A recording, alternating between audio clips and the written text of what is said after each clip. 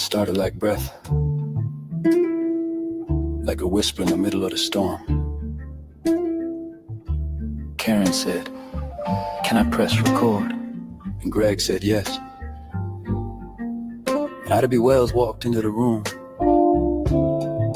her words heavy with fire, her eyes steady as memory. This was February 2020. The world locked down, the air heavy with silence, death outside our doors. But here we gathered in squares of light on a screen every Saturday, faithful as church, faithful as drums, faithful as the old folks humming in the fields. We called it In Class With Carr, but it was not just class, it was not just Carr, it was us. It was a remembering, a stitching together of what had been scattered. It was a maroon space, a place to breathe free, a place where we said each other's names, a place where history bowed its head and spoke. One Saturday, then another, then another. 100 unbroken, 150, 200, now 300, a river of words that would not stop flowing. We spoke of Ida Woods and Wells Dubois, of the children stolen, of the women silenced, of the music that saved us. We spoke of right now, police lights in the rear view, politicians stealing futures, pandemics of disease and deceit. And every week we asked, who are we, who have we been, who must we become?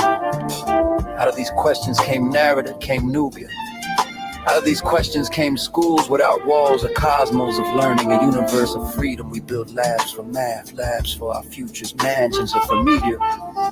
Spaces where the young and the old could gather and say, we are here. This is what In Class With Carr has been. Not a podcast, not a show, but a practice, a way of being, an act of love disguised as study. And still we gather, still we press record, still we remember. Because memory is a drumbeat. Because memory is a road back home. Because memory is how we make a tomorrow where our children will live unafraid. Thank you for gathering here with us,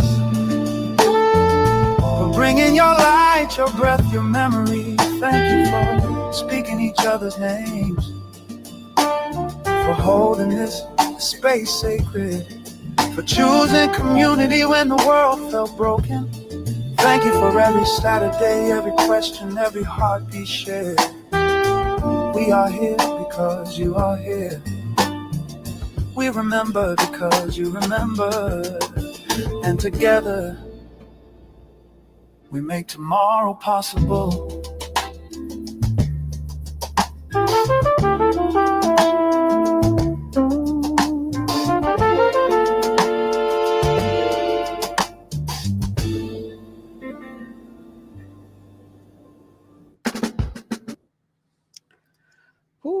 Good everything. Good everything.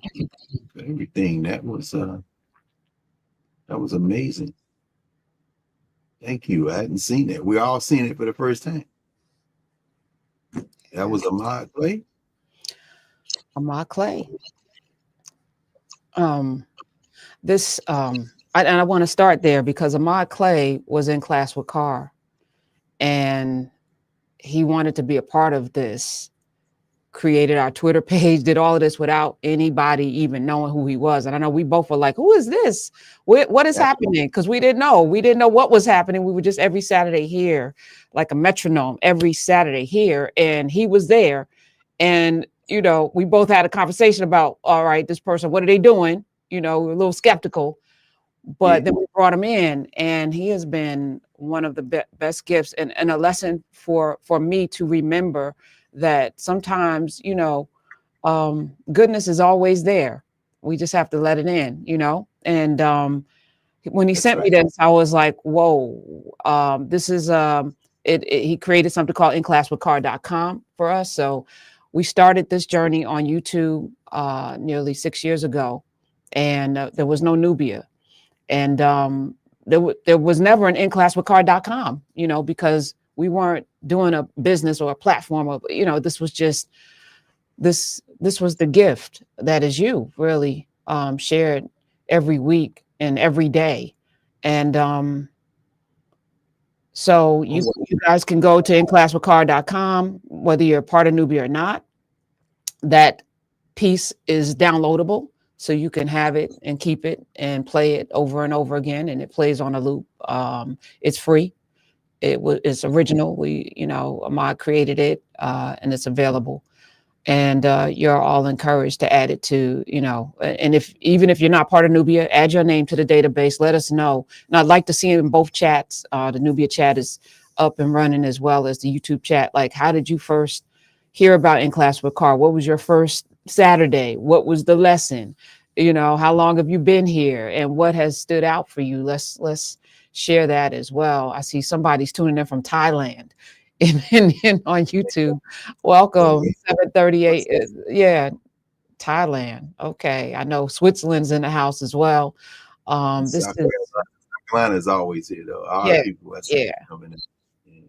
Good morning, Dr. Carr. Morning, good evening, good afternoon. I guess it always has been good everything, but with those folks checking in from far from where the two of us are sitting, it's definitely good everything. Morning, noon, afternoon, middle of the night. Oz and that crew out the UK, our folk from West Africa. Wow, yeah. How are you feeling? This is beautiful. Yeah, I'm inclined to just do what we normally do. Keep going. I was like, I mean, 300 is important. At the same time, what comes next is important, and we got to just keep going on. And I think in many ways, the demonstration of the consistency is what life is. You put one foot in front of the other, you get up every morning, you do something, and I think that is probably the greatest gift for me being here with you, is that it gives a sense of purpose. Like, we are in community with thousands of people from all over the world with the same common interests and goals, which is for us to get to a place of knowledge and community and liberation. And you leading the way is just, I couldn't ask for anything more. So, well, I listen. thank I'm you. grateful. Would thank you, as we say again and again, and we'll always say, we wouldn't be sitting here if you hadn't had the vision and then put that muscle behind it. And Ahmad captured it there with the fact that we're here for as long as there's a here to be, and that is how we move from living to being. We're being. So yeah, we make this road together. And so yeah, we can't help but do what we've been doing. Yeah, 300 is a nice round number, and it often signals community, because it's beyond just an individual. It's beyond just two people. It signals the possibility of life. Was that Schoolhouse Rock? Man and woman had a little baby. It was 3 in the family. 3 is the magic number, because it means multitude. It means more than just you and me. So yes, so right. 300 in that sense, yeah, it's definitely symbolic. It's also symbolic because it is absolutely not the death dealing anti-life number that it has been pushed to be in more recent memory. We've all seen the movie The 300. This is not Athens and Sparta. We are not hacking each other to death and celebrating death. We are, in fact, coming together. We are the multitude. So it's just off center enough to remind us that we have some place we're trying to go. I mean, I've never been, I'm well aware of intellectual property and all that stuff, and you're more aware of it than I do, because you live it and you work it and you make sure things are protected and defended. And I sit here with a law degree, very much well aware, but at the same time realizing, as we both do and we all do, that the only security we can have is the security of generosity, of sharing.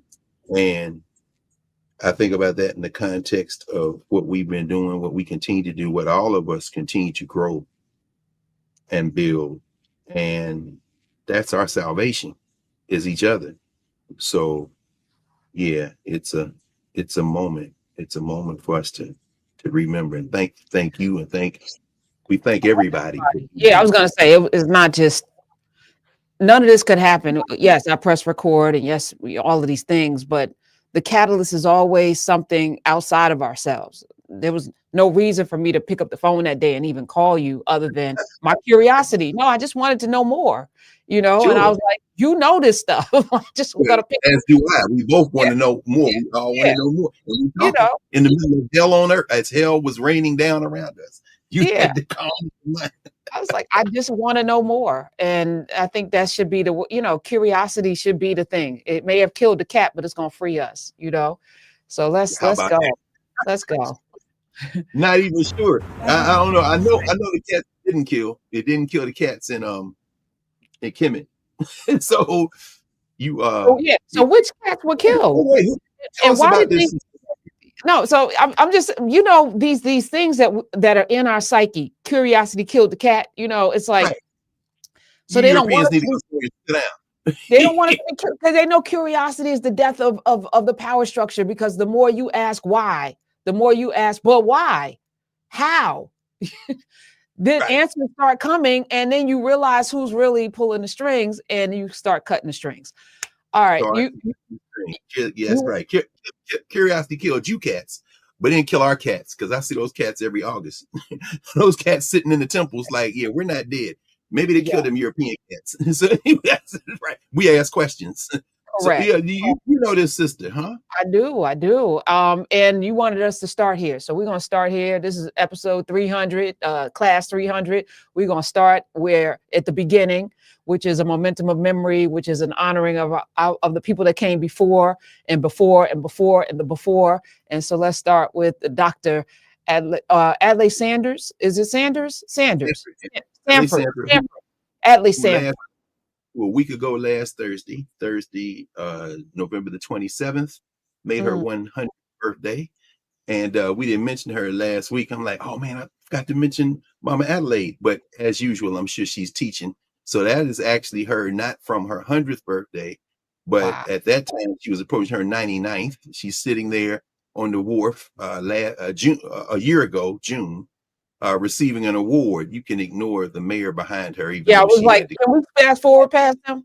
Because Right. You know, I mean, at this point, it don't even matter. It could be him, it could be Mom Donnie, it could be Fiordello LaGuardia, it could be John Lindsay. It really don't matter because whoever it is got to bow down to this elder right here. So this is her very recently, a matter of just about a year. Regent Sanford. And who was this gentleman off with the he looks very familiar. The gentleman.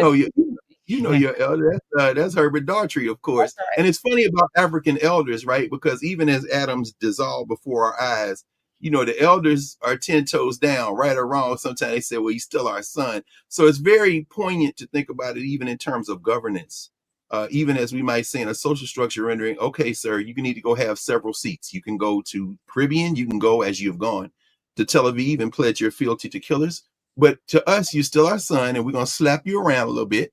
But in public, we're not going to let these people act like we somehow are not going to preserve our humanity. And that's one of the beautiful things about Regent Sanford. She had traveled from Philadelphia on this occasion to receive this award.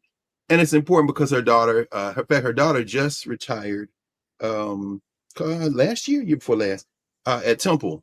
She was a longtime professor at Temple University of Education. Her son works in New York public schools. So yeah, let's listen to Regent Sanford. A legacy of educating us. All right. Indeed. And many of us today who sit here and look at the water behind us, we must never forget that most of us came through those waters, not with joy, but robbed of our original identity. So I call you beloved, because as an African ancestor, I have the privilege of identifying you and having you to substitute the negativities with a positive feeling of who you are. When I look at you, I look at people that I have loved.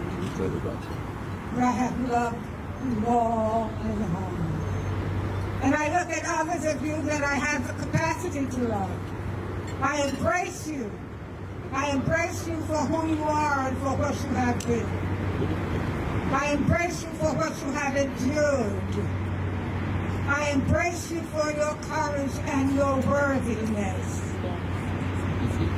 I came today sacrificially.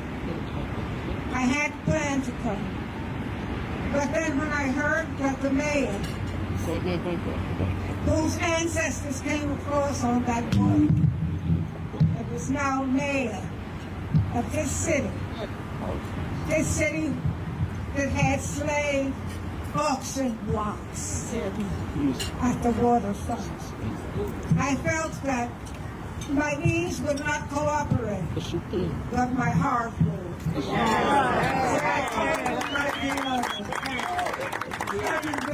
Extraordinary that in your genes runs the blood of kings and queens.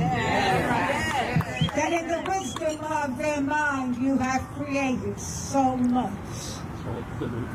And in the resilience of your spirit you have raised children who did not know how to teach them. But you loved and taught them anyway. And always tell them that they are not disadvantaged. They have been disadvantaged by others, but they have not been disadvantaged. That they are precious, they are brilliant, they are creative, they are worthy, and they are beautiful. They don't have to change how they look to be beautiful. I call you beautiful if your spirit is warm and receiving and accepting. And if when I look at you, I see you, and I see that you respect who you are and how you look and what you do. So thank you for this special opportunity. I wish that I could embrace each one of you, that I could feel the pulse of your heartbeat, that I could look deep within the reservoir of your spirit, of your successes, of your failures, of your disappointments, and for the future of your children. Thank you, my beloved ones. Thank you, Mayor. Thank you, organization.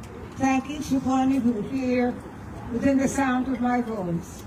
And remember that whenever you are asked who are you, the African tradition says, you are beloved.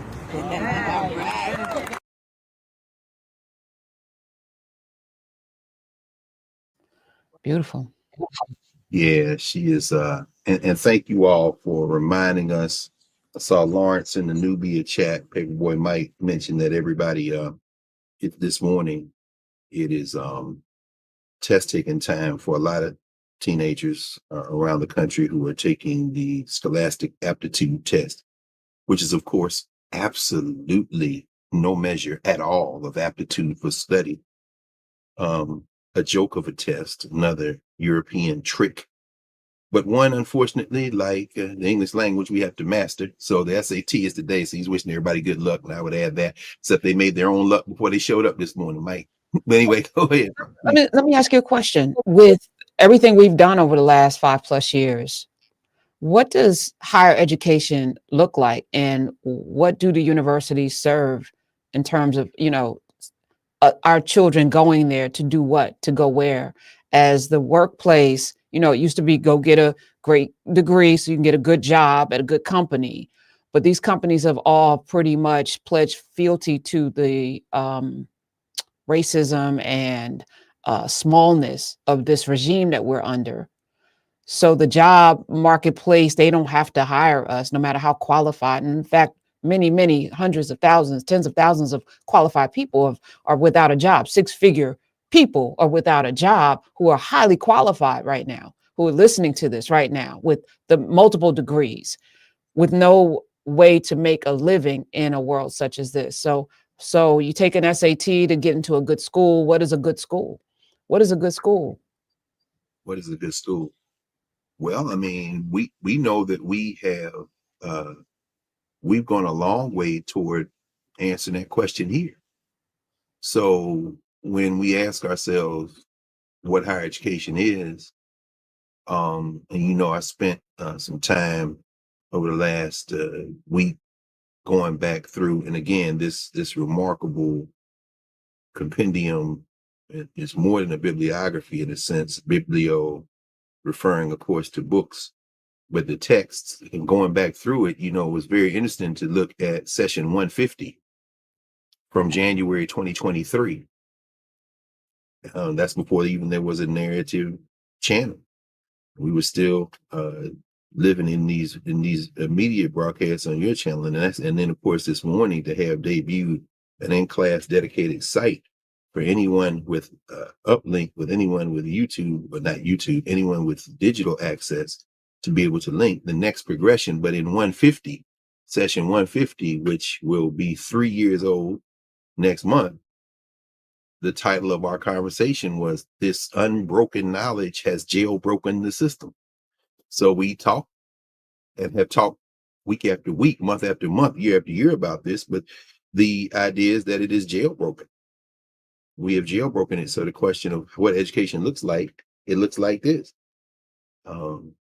Dobali, respect, thanks, in a Yoruba rendering to everyone who is here, who is gathered in some space for collective learning, for everyone who uses our conversation as a gathering point, not a beginning point all the time, maybe not even most of the time now, hopefully, but as a space to convene, a maroon space, as we heard Mike say there, for Saturday schools, or Sunday or Monday or Tuesday, Wednesday, Thursday, Friday schools, whether that be high school students or elementary or middle school students, that we heard from them, from you, as you're listening and watching now, over the arc of the years, and those of us who are in Knubia, who come in consistently, young people, children, elementary school. Miss Olivia, we know you there somewhere. You ain't sitting for the SAT yet, but you'll be there soon. A couple of years ago, our young sister from Kentucky.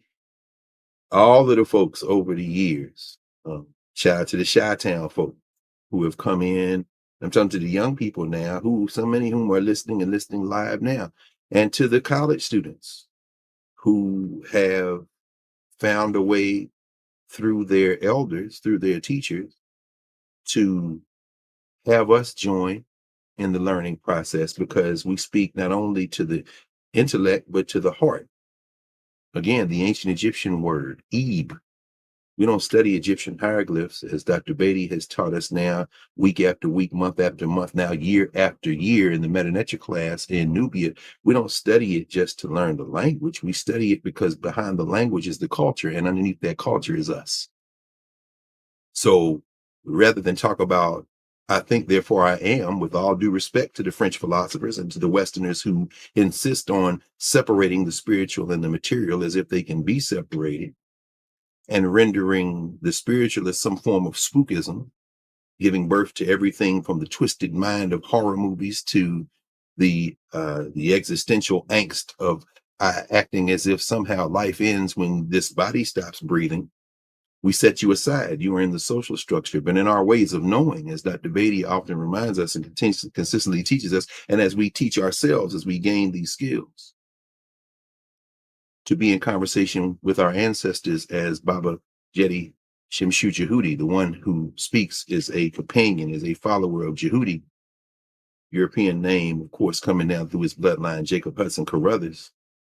As Baba Jedi would remind us, that speech goes from generation to generation to generation and comes from the first occasion. And then as a result, when we learn our languages, when we learn the ancient language of our ancestors who had an unbroken society that went over the arc of 3,000 plus years, when we speak, as Dr. Carruthers would say, to our ancestors without interpreters, we realize that that mind-body split is not how African people and many other humans on this planet view the world. And so instead of saying heart and mind as two separate things, physical and spiritual as two separate things, the Kemetic rendering, the Egyptian rendering, Eb, I-B, as it might be spelled, as it would be spelled in these 26 characters we call the alphabet. But as the Meta shows, a drawing of a heart. The heart and the mind are together. So when these educators, like our sister Catherine Adams, whose heart and mind have always been one, speak life to life, soul to soul, as the Congo people would say in Central Africa, to allow that lufuki, that essence, to commingle between student and teacher, then we see that our renderings here, our conversations here, have worked their way into the work that was already being done in a place like Claflin, where they're designing new courses now for the fall, but where now for a couple of years in class and narrative through subscriptions to narrative have become part of the curriculum. And where I go for a few months in the fall and early winter, and then a few months in the winter and early spring at Howard University, and then for a month or so, a month and a half in the summer with Dr. Mario Beatty and Dr. Valeethia Watkins, Dr. Shanice Thompson. We use what we do here to frame what we do. And then this fall, of course, the young people, the 75 who signed up to do a pilot called the Black University, as I told them on the first day of class, the last week of August, this is going to be now the place where you, who have come to a place where the tuition and room and board and living expenses have soared past $60,000 a year, are now part of a community where this work here, which is very important work that you do, this work here where you have access to faculty and resources to help you enhance your ability to make your way in the world. This place here, as the 16th president of Howard University, my friend and brother Sidney Allen Rabeau said to them about about 3 weeks ago, which should be dedicated completely to the education and the exchange of learning and knowledge and the expansion of possibilities between elders and juniors, between teachers and students. Because universities, as he told them, are not businesses, but learning places. And this is from a man who knows business code, who knows how to keep doors open, but understand that all of that is to another end. Well, those students, like Kathy's students, like our brother, Bobo Matosho, Daniel Black's students, so many others around, not only the United States, but beyond, are on the periphery now. We have inverted it the way it should be. Because just like our families send us into those places, which are increasingly in terms of universities, perhaps even especially the so-called elite universities. And by elite universities, I mean all of the historically Black colleges and universities and a few of the historically white colleges and universities, like in the Ivy League or the public Ivies, like Cal Berkeley, and the Midwest Ivies, like the University of Chicago, and the big publics in the plantation area, the deeply plantation area of the United States, like the universities of Florida and Alabama and Georgia and Louisiana State University, the plantation schools where our bodies are reaped for profit on their athletic fields. Well, increasingly students are paying not just for education, which is increasingly in their hands as disruptive technology inverts and upends the process, but they're also paying for an increasingly larger measure of what they are paying for is in fact the brand.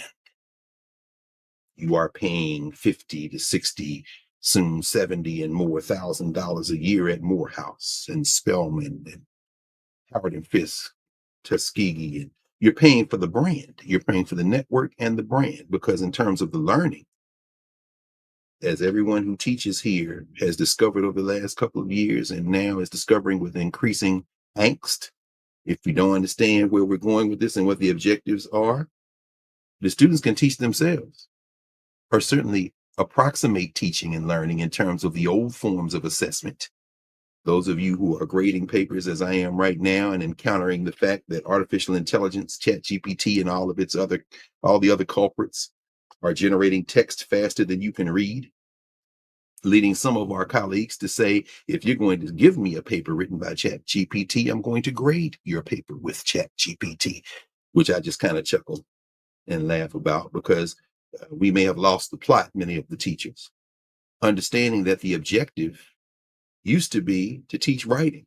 But if the machine is doing the writing and they're not writing it in front of you, and you've got more than 10 or 20 students, in my case, 200 in an introduction to Africana Studies class, then you've got to shift your learning objectives. And then you discover that the objective, which is develop the mind, to develop the E, to be in the Lufuki together, those objectives get lost in the plot when you're basically trying to shoehorn all of that expansive learning into technical mastery that the machines seem determined to rob us of.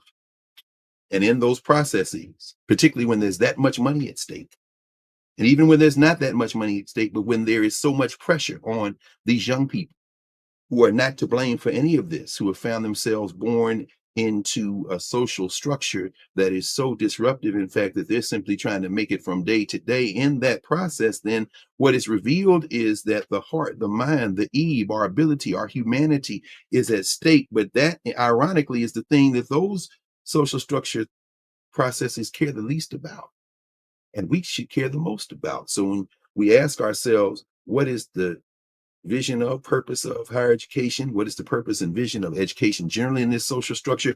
We ask ourselves, what does it look like? It looks like what we're doing right now, which is speaking and listening and learning together, heart to heart, mind to mind, soul to soul, in our ways of knowing. We have an obligation to be here because we are here. And Regent Sanford tells the story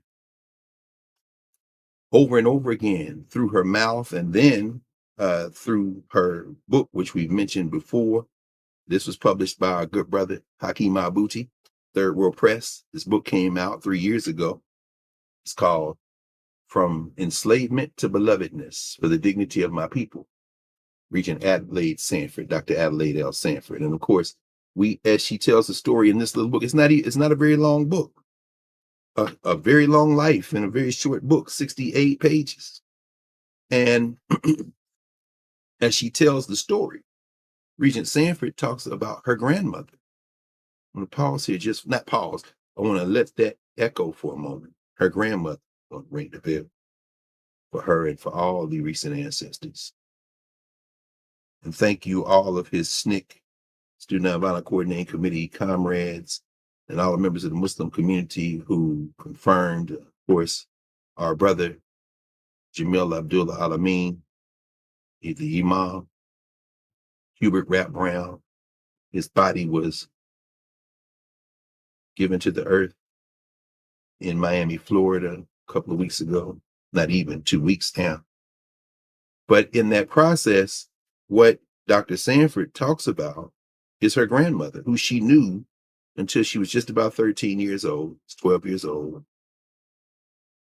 And her grandmother, who she knew for the first dozen plus years of her life in Mississippi. Her grandmother was born into captivity. What does that tell you? There are Africans and there are others who walked the earth who knew those who went through human trafficking. Let's just pause for that for a minute on Saturday, December the 6th, 2025. Adelaide Sanford knew her grandmother well. It's in her great-grandmother. It's her mother's mother. Her mother's mother went through captivity. And her mother's mother used to tell her daughter, Regent Sanford's mother, and Regent Sanford, who still walks the earth, who you just saw, she would tell them, one day, you're going to grow up to be a proud Igbo woman.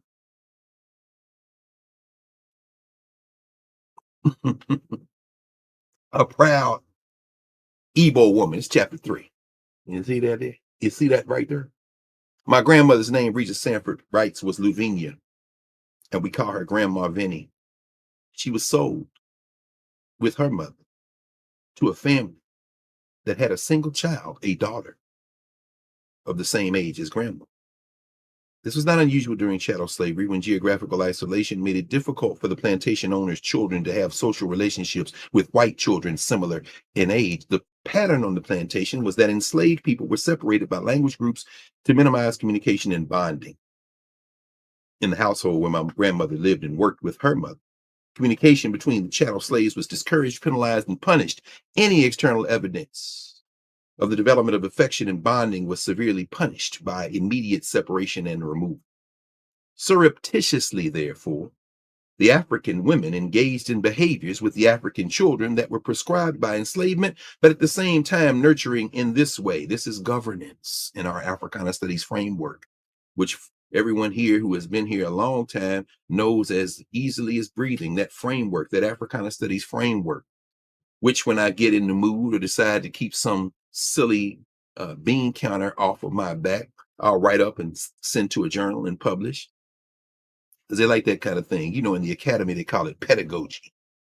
Don't they, Dr. Joyce King? Here's Dr. King, our sister. Nubian in here, the shoulders on which we stand. In fact, I won't even say that because she's still running that strong race. There she is with Regent Sanford right there. Our sister, Dr. Joyce E. King, one of our master teachers and master educators. Ain't that right, Dr. King? Because she does it better than anybody else I know, right? Write it up and send it to them. Pedagogy, epistemology, you know all them words that they use that are completely and thoroughly unnecessary. But we play with it sometimes. So those Africana studies framework, that framework, those conceptual categories is pedagogy, it's epistemology, it's whatever you want to call it outside in that social structure rendering. But in the governance rendering, what we're seeing here is what Regent Sanford is talking about those African women did in those death camps, in those places where they were trafficked to protect their children. She goes on and says, again, I'll start with that sentence again, surreptitiously, therefore, the African women engaged in behaviors with the African children that were prescribed by enslavement, but at the same time nurturing in this way. In the absence of the presence of Old Miss, that ain't the school, although Old Miss is the school. Ain't it Lane Clifton? Or it used to be. Now you're going to another plantation, LSU, because they got more money to throw at those bodies that you want broken so that you can step over them to the bank. In the absence of the presence of Old Miss, that's what they call the plantation owner's wife. How ironic is that in Mississippi? Old Miss.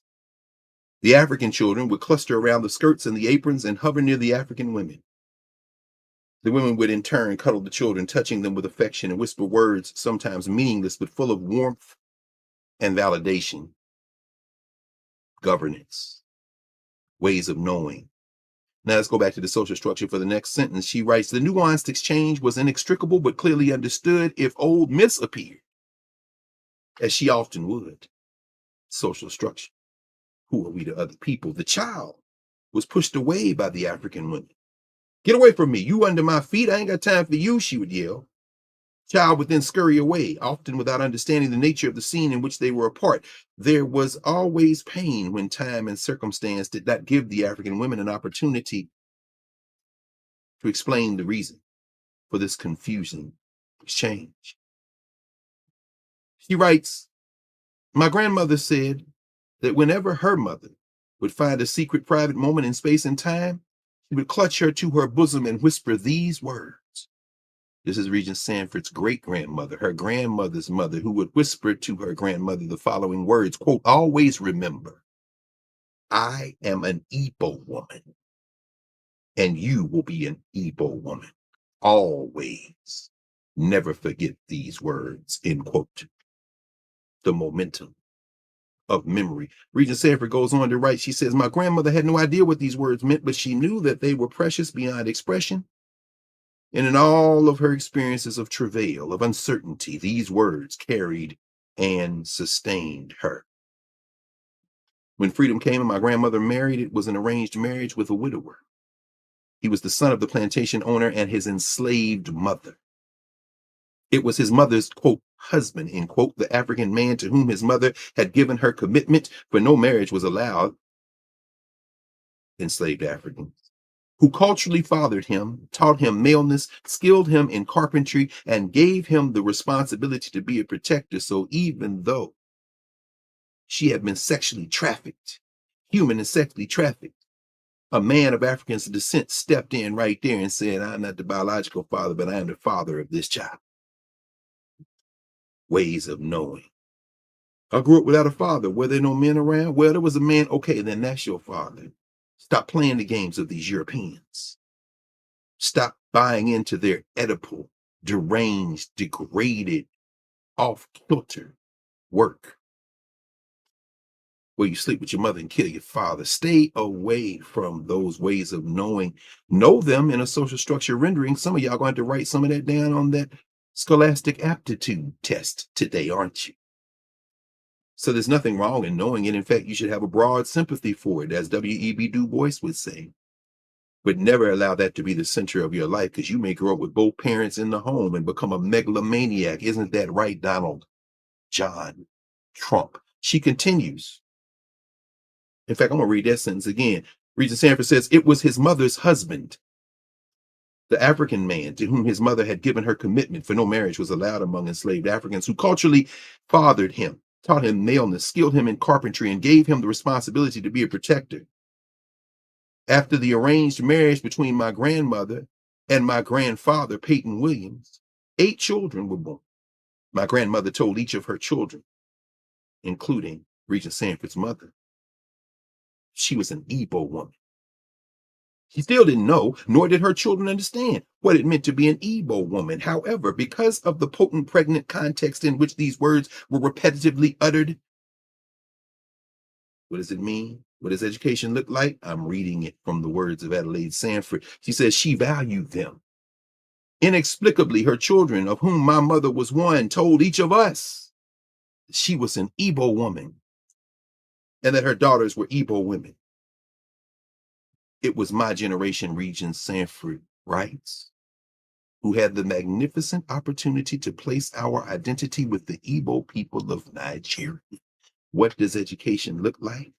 I ain't no African. Swallow those words and let them dissolve in the acid of knowledge so that they will never again be uttered by a thoroughly confused African. You are not a descendant of a slave. You're a descendant of people who were trafficked, and their ancestors had ancestors, which means your ancestors had ancestors, all the way to Sep Tepi, the first occasion, as the Egyptians would say. What does it mean to be educated? This is what it means. She finishes in this paragraph. She said, there come to our ears words and phrases we don't know, or wisdom word, whose meaning we don't fully understand. We often don't recognize or comprehend the depth of significance of the wisdom words, but when it's entrusted to us, we must savor it, honor it, and gift it to others. We must have faith and trust in somewhere, within eternity's womb. This ain't artificial. Actually, it is AI. Adelaide Sanford is the best example of AI, not artificial, African intelligence. Listen to the command of the language. He says, we often don't recognize or comprehend the depth of significance of the wisdom words, but when it's entrusted to us, we must savor it, honor it, and gift it to others. We must have faith and trust that somewhere within eternity's womb, the meaning is waiting to reveal itself, and we must not lose these words. We must speak these wisdom words to listening ears of this generation and the next, from enslavement to belovedness, from belovedness through enslavement, remaining belovedness. When I first came to Howard University, the fall of the year 2000, they hired me too late for me to pick the textbooks for my fall classes. In the Introduction to Africana Studies class, the text was by a titan, a major figure in the recording of the memory of African people in our captivity in this country, the great John Hope Franklin out of Oklahoma. You go to the compendium, you see we talked about him a lot, especially on the anniversary of the slaughter in Tulsa in 2021. Go back to those sessions. And in a minute, we're going to go through some of the sessions very quickly today to mark the 300 as it has already been marked.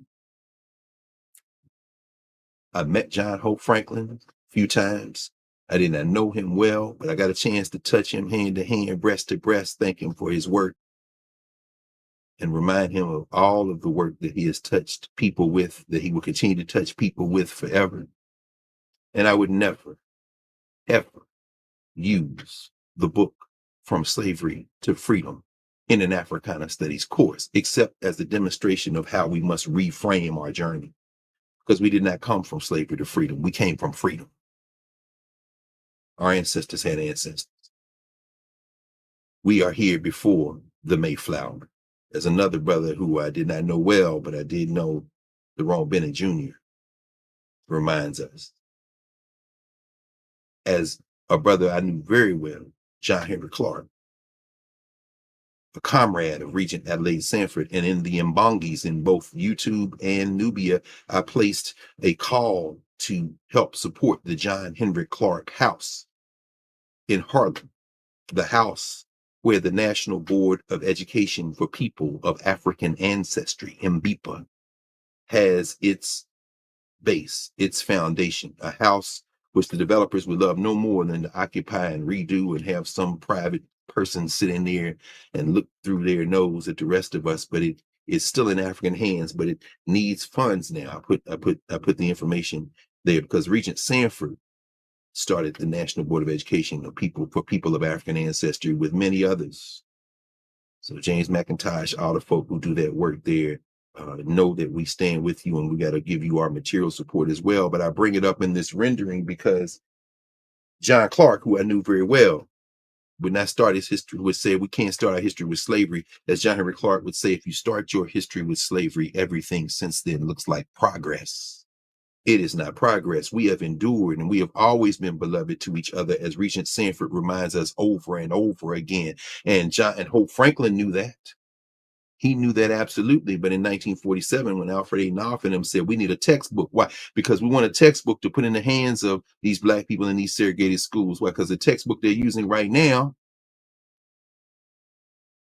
by the man from what is now West Virginia and his friend, Charles Wesley. Of course, I'm talking about Carter Godwin Woodson, whose birthday will be coming up in the next week. And we'll talk about him next week in 301, because it's about that time to go into the cycle.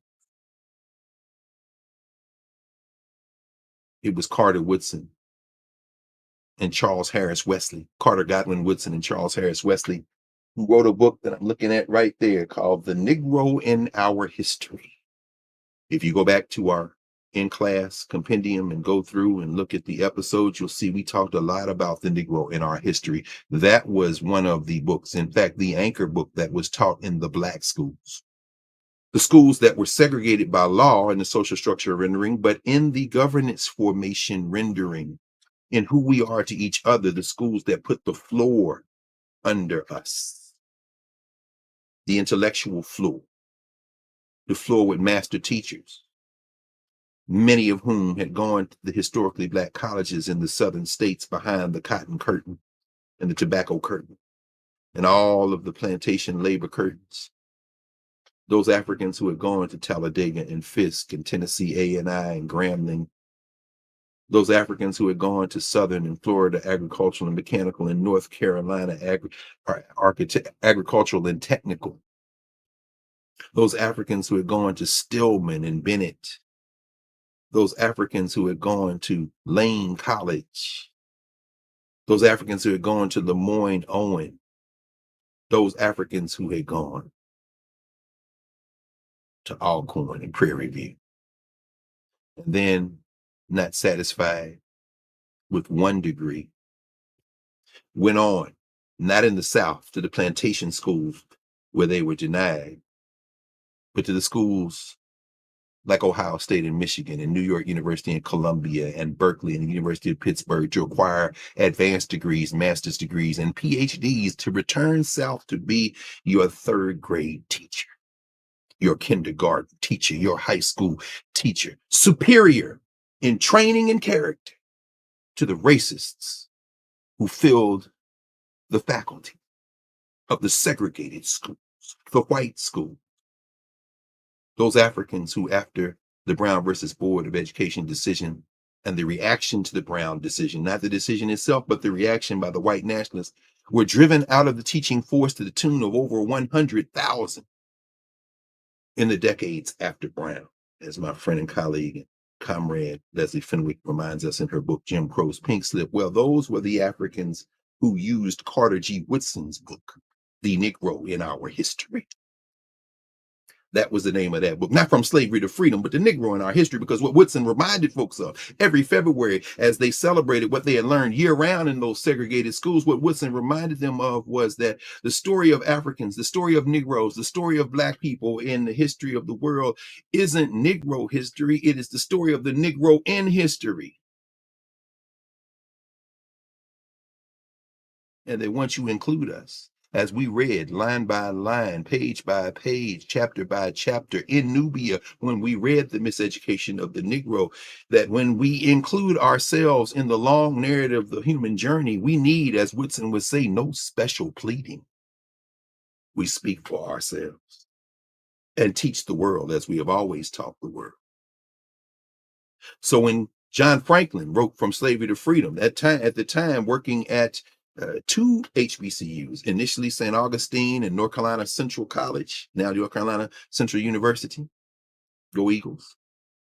And then subsequently at Howard University, as he wrote From Slavery to Freedom, a brilliant book, line by line, page by page, living in dormitory space in Washington, D.C. at Howard University while he was traveling back and forth downtown to the Library of Congress, or Capitol Hill Library of Congress. As John Franklin wrote that book, The Rendering, which is why I would never use that book in an Africana studies course, From Slavery to Freedom, even though it gestures toward Africa in the first couple of chapters, it is insufficient in terms of the framing, not the information.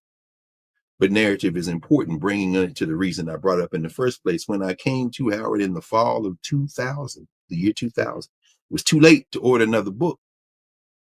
But I had spent the past couple of years before that with my friends and comrades and colleagues, Aisha Imani and Erica Woods, Asakoye, and Kelly Sparrow Mickens, and all of the family in Philadelphia Freedom Schools as we created it, Cassandra Watson Jones, as we created that space, and working with school district administrators, women.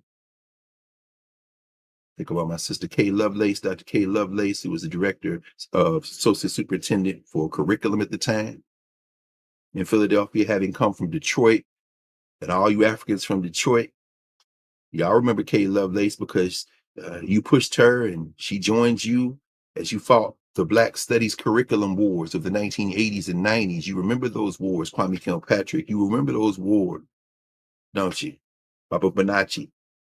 You remember those wars, Baba Mzee. You remember those wars. All you Africans who led in the African-centered education movement of Detroit, inheriting that from your previous elders who had given you the charge as they had stood in the fire themselves. Ed Vaughn, who had stood in the fire themselves. Bishop Jaramogi, Albert Clegg, those who had stood in the fire themselves. Don't get me started on the Detroit Negroes, but Kay Lovelace came from Detroit to Philadelphia, and we found a partner, and we were struggling over the question of not the facts and information, but the framework.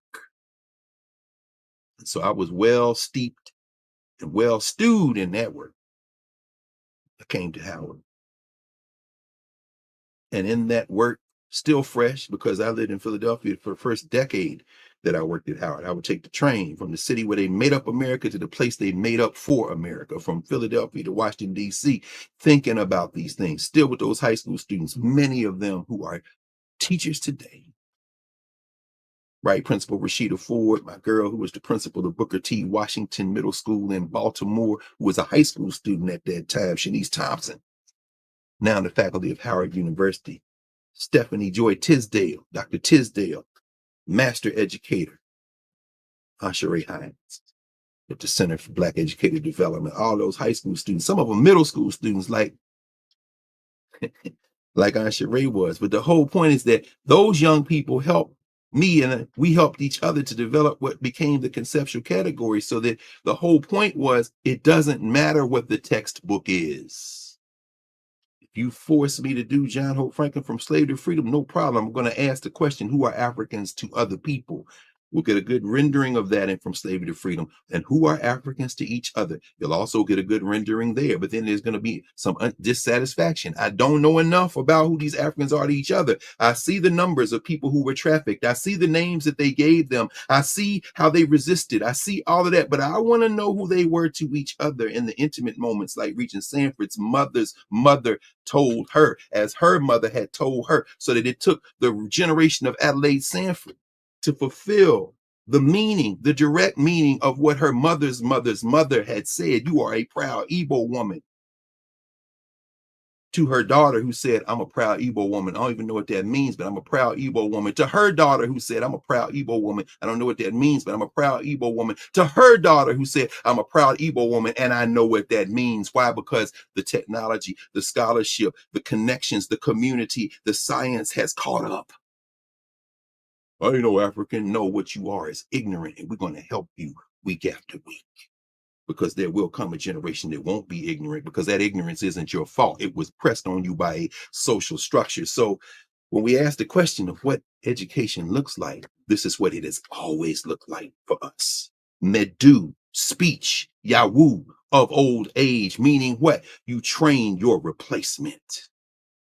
As Ptahotep would say, may I now be allowed to create a staff of old age.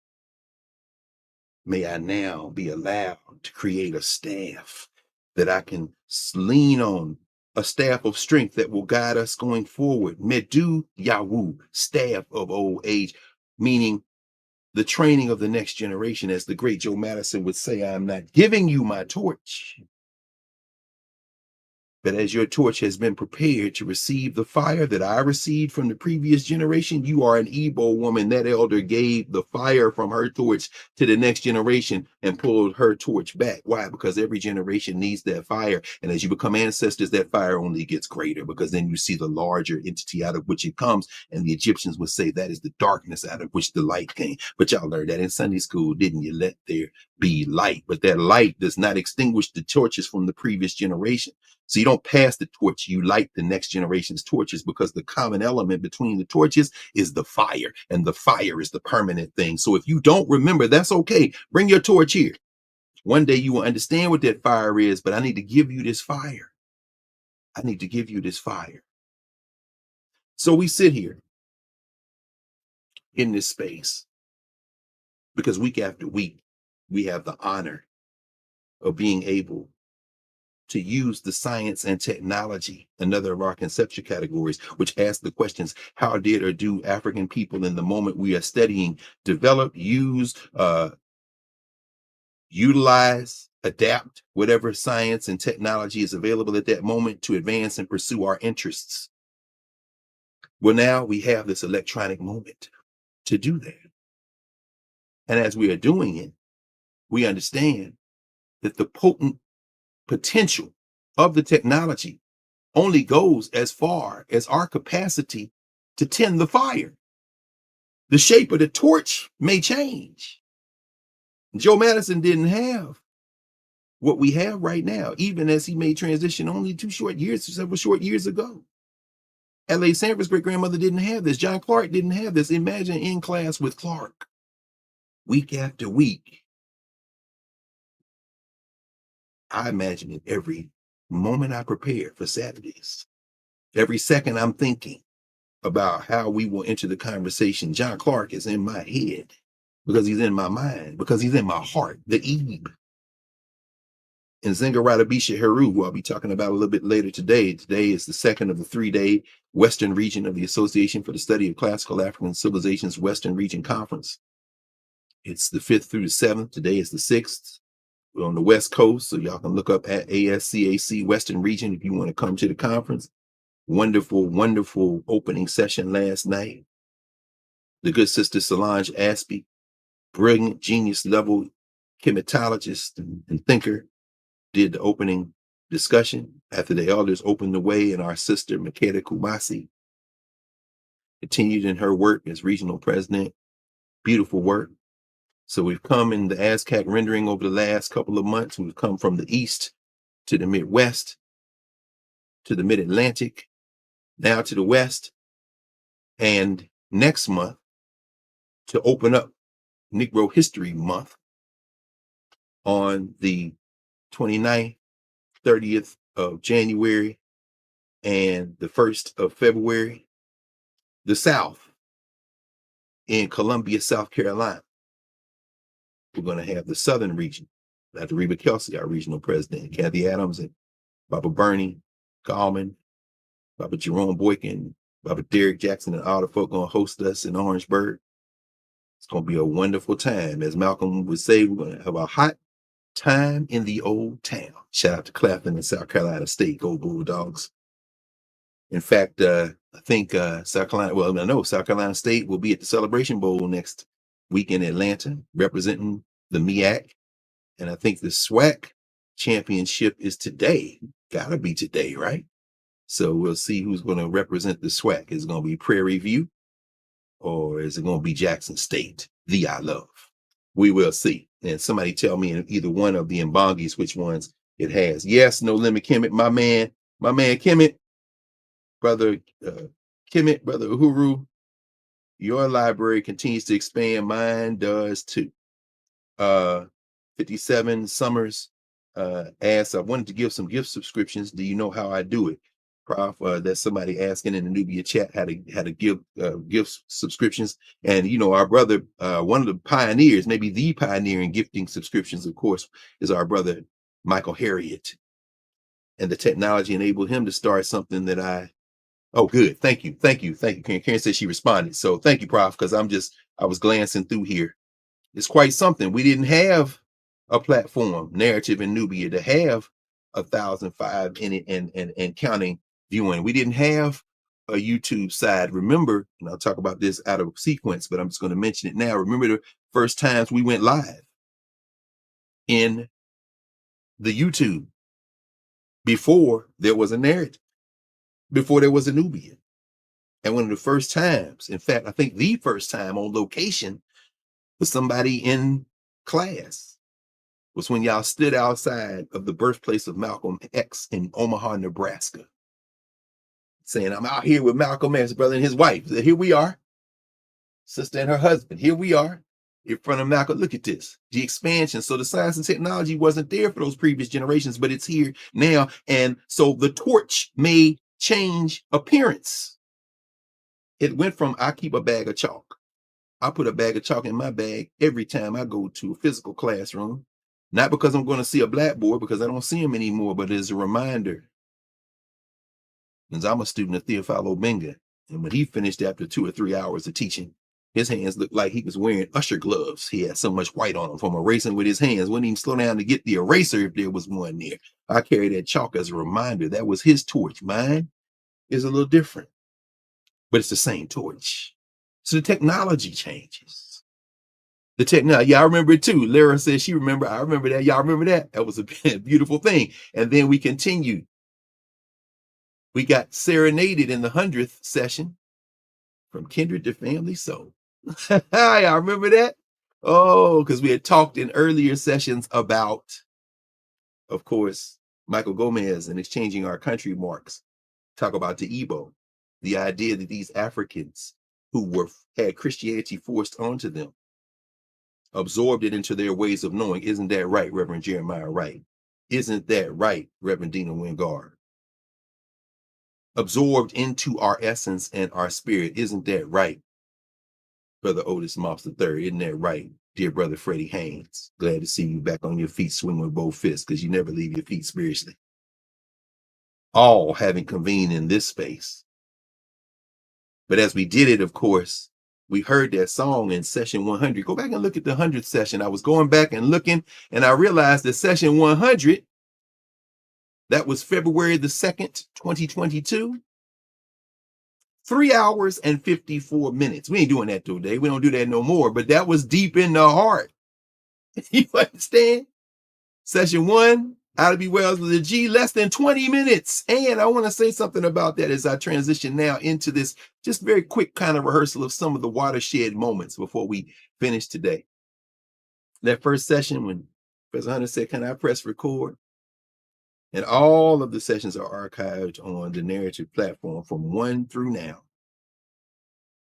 And most of them still available up until this last year or two on the Karen Hunter Show YouTube channel, and now on the Knarrative YouTube channel. And of course, the science technology enables so much more. So stay tuned for the calendar years 2026. Let's just put that pregnant announcement in the ether. But in those first sessions, that first session is about 20 minutes. And How to Be Wells was a G, but received some feedback. Don't call Ada Bell Wells Barnett a G.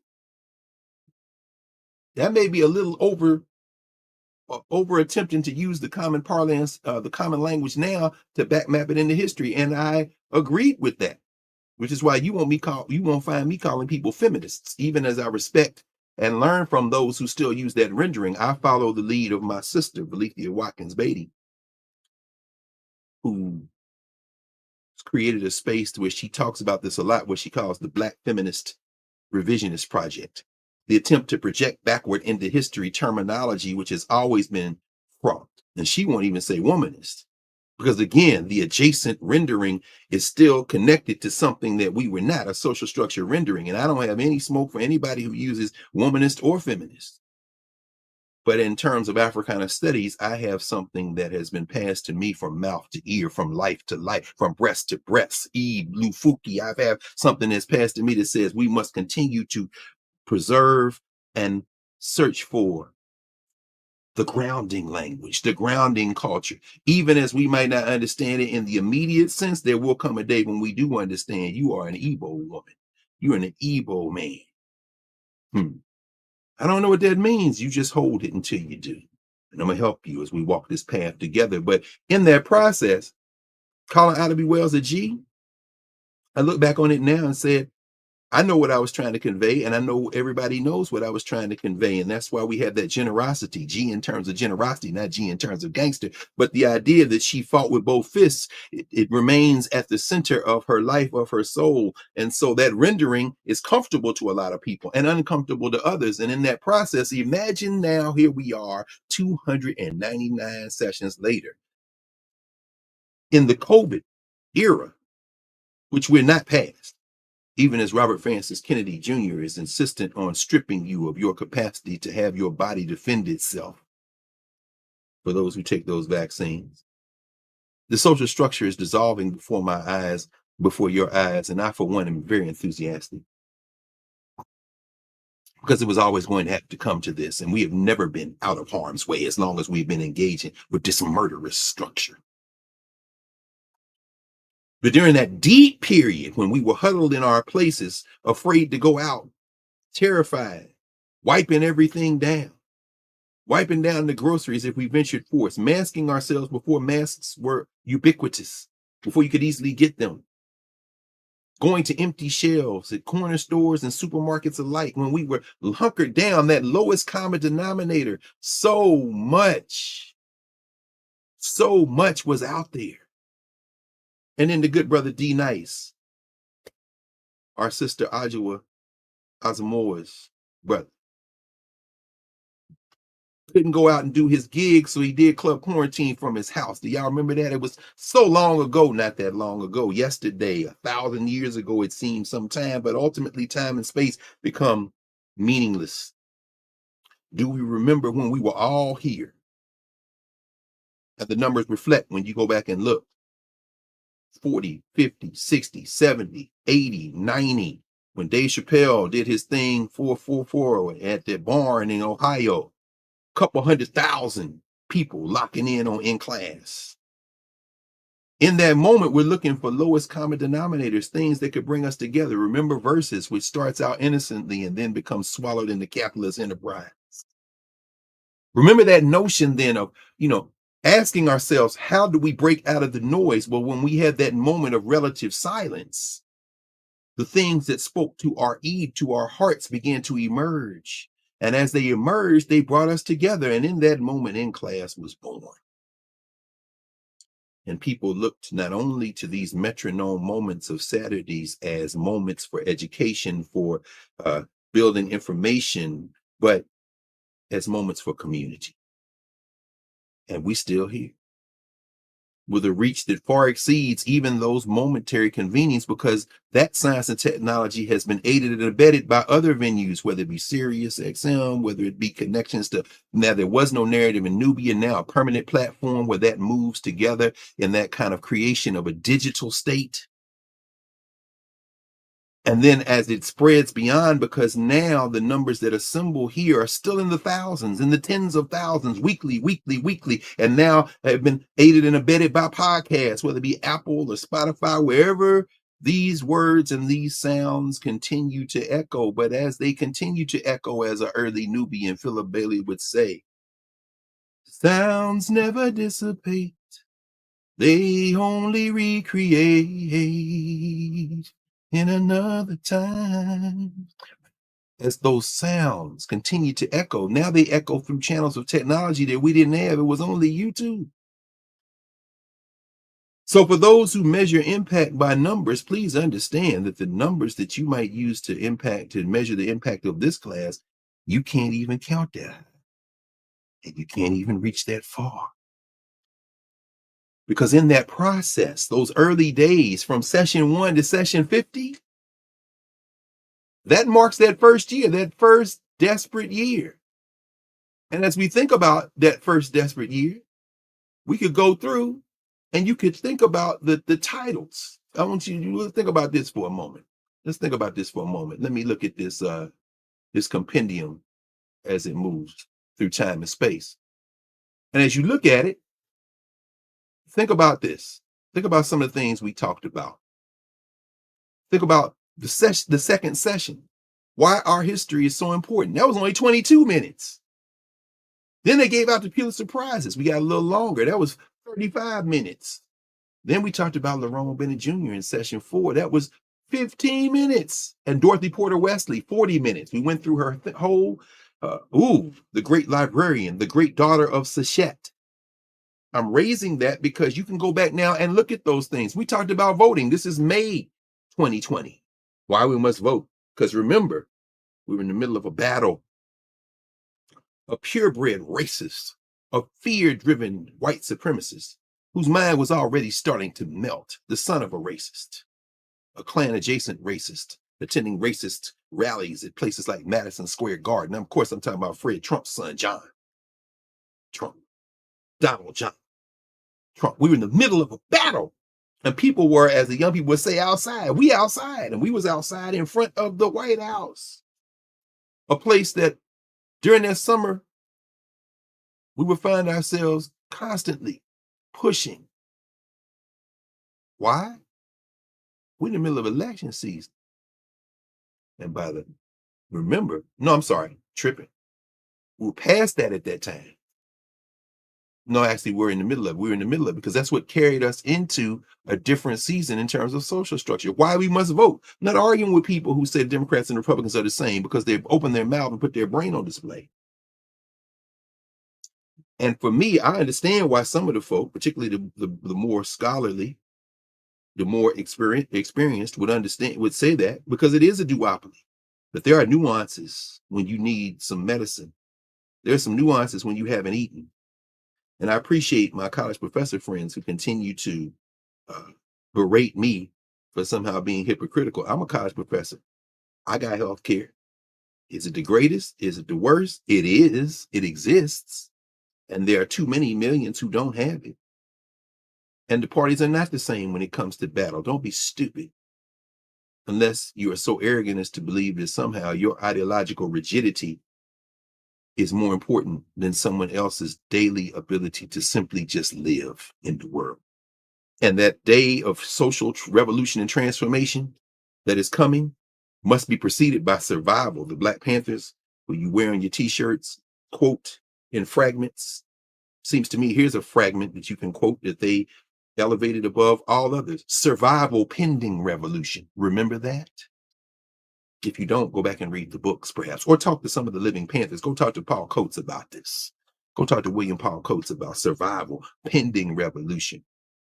Or Erica Huggins or Kathleen Cleaver. Go talk to them about, or Lane Brown. Go talk to them about survival pending revolution. Go talk to the Student Nonviolent Coordinating Committee members. Go talk to Karen Spellman or Judy Richardson. Have a conversation with Charlie Cobb or Clinton Cox. Go somewhere and sit with Joyce Ladner and ask them if it matters to vote. That was session 4. And then we talked about Henry Bibb and martial law and Insurrection Act of 1807.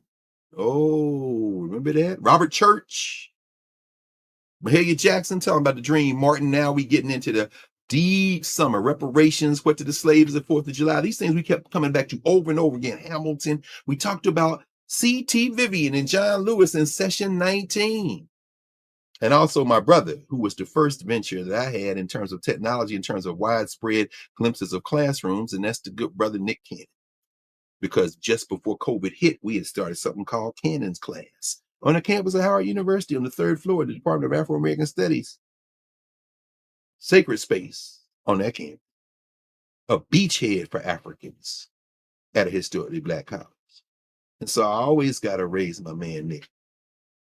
And I hear all the jokes, the slings and the arrows. He and I have laughed about that ourselves and had conversations, governance conversations, who we are to each other. But make no mistake about it.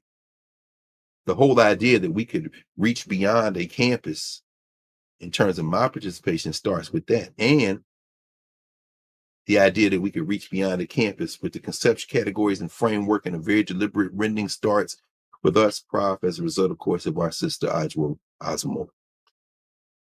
Who brought me up there that November, Veterans Day, to sit with you when we had that first conversation. I'll never forget that because it changed my life, and through that, it's changed a lot of other lives as you continue to change lives, as you have been doing now for a long time in classrooms and beyond. And so that between 1 and 50, there's a lot more. We talked about, remember, this is the time of WAP. Yes.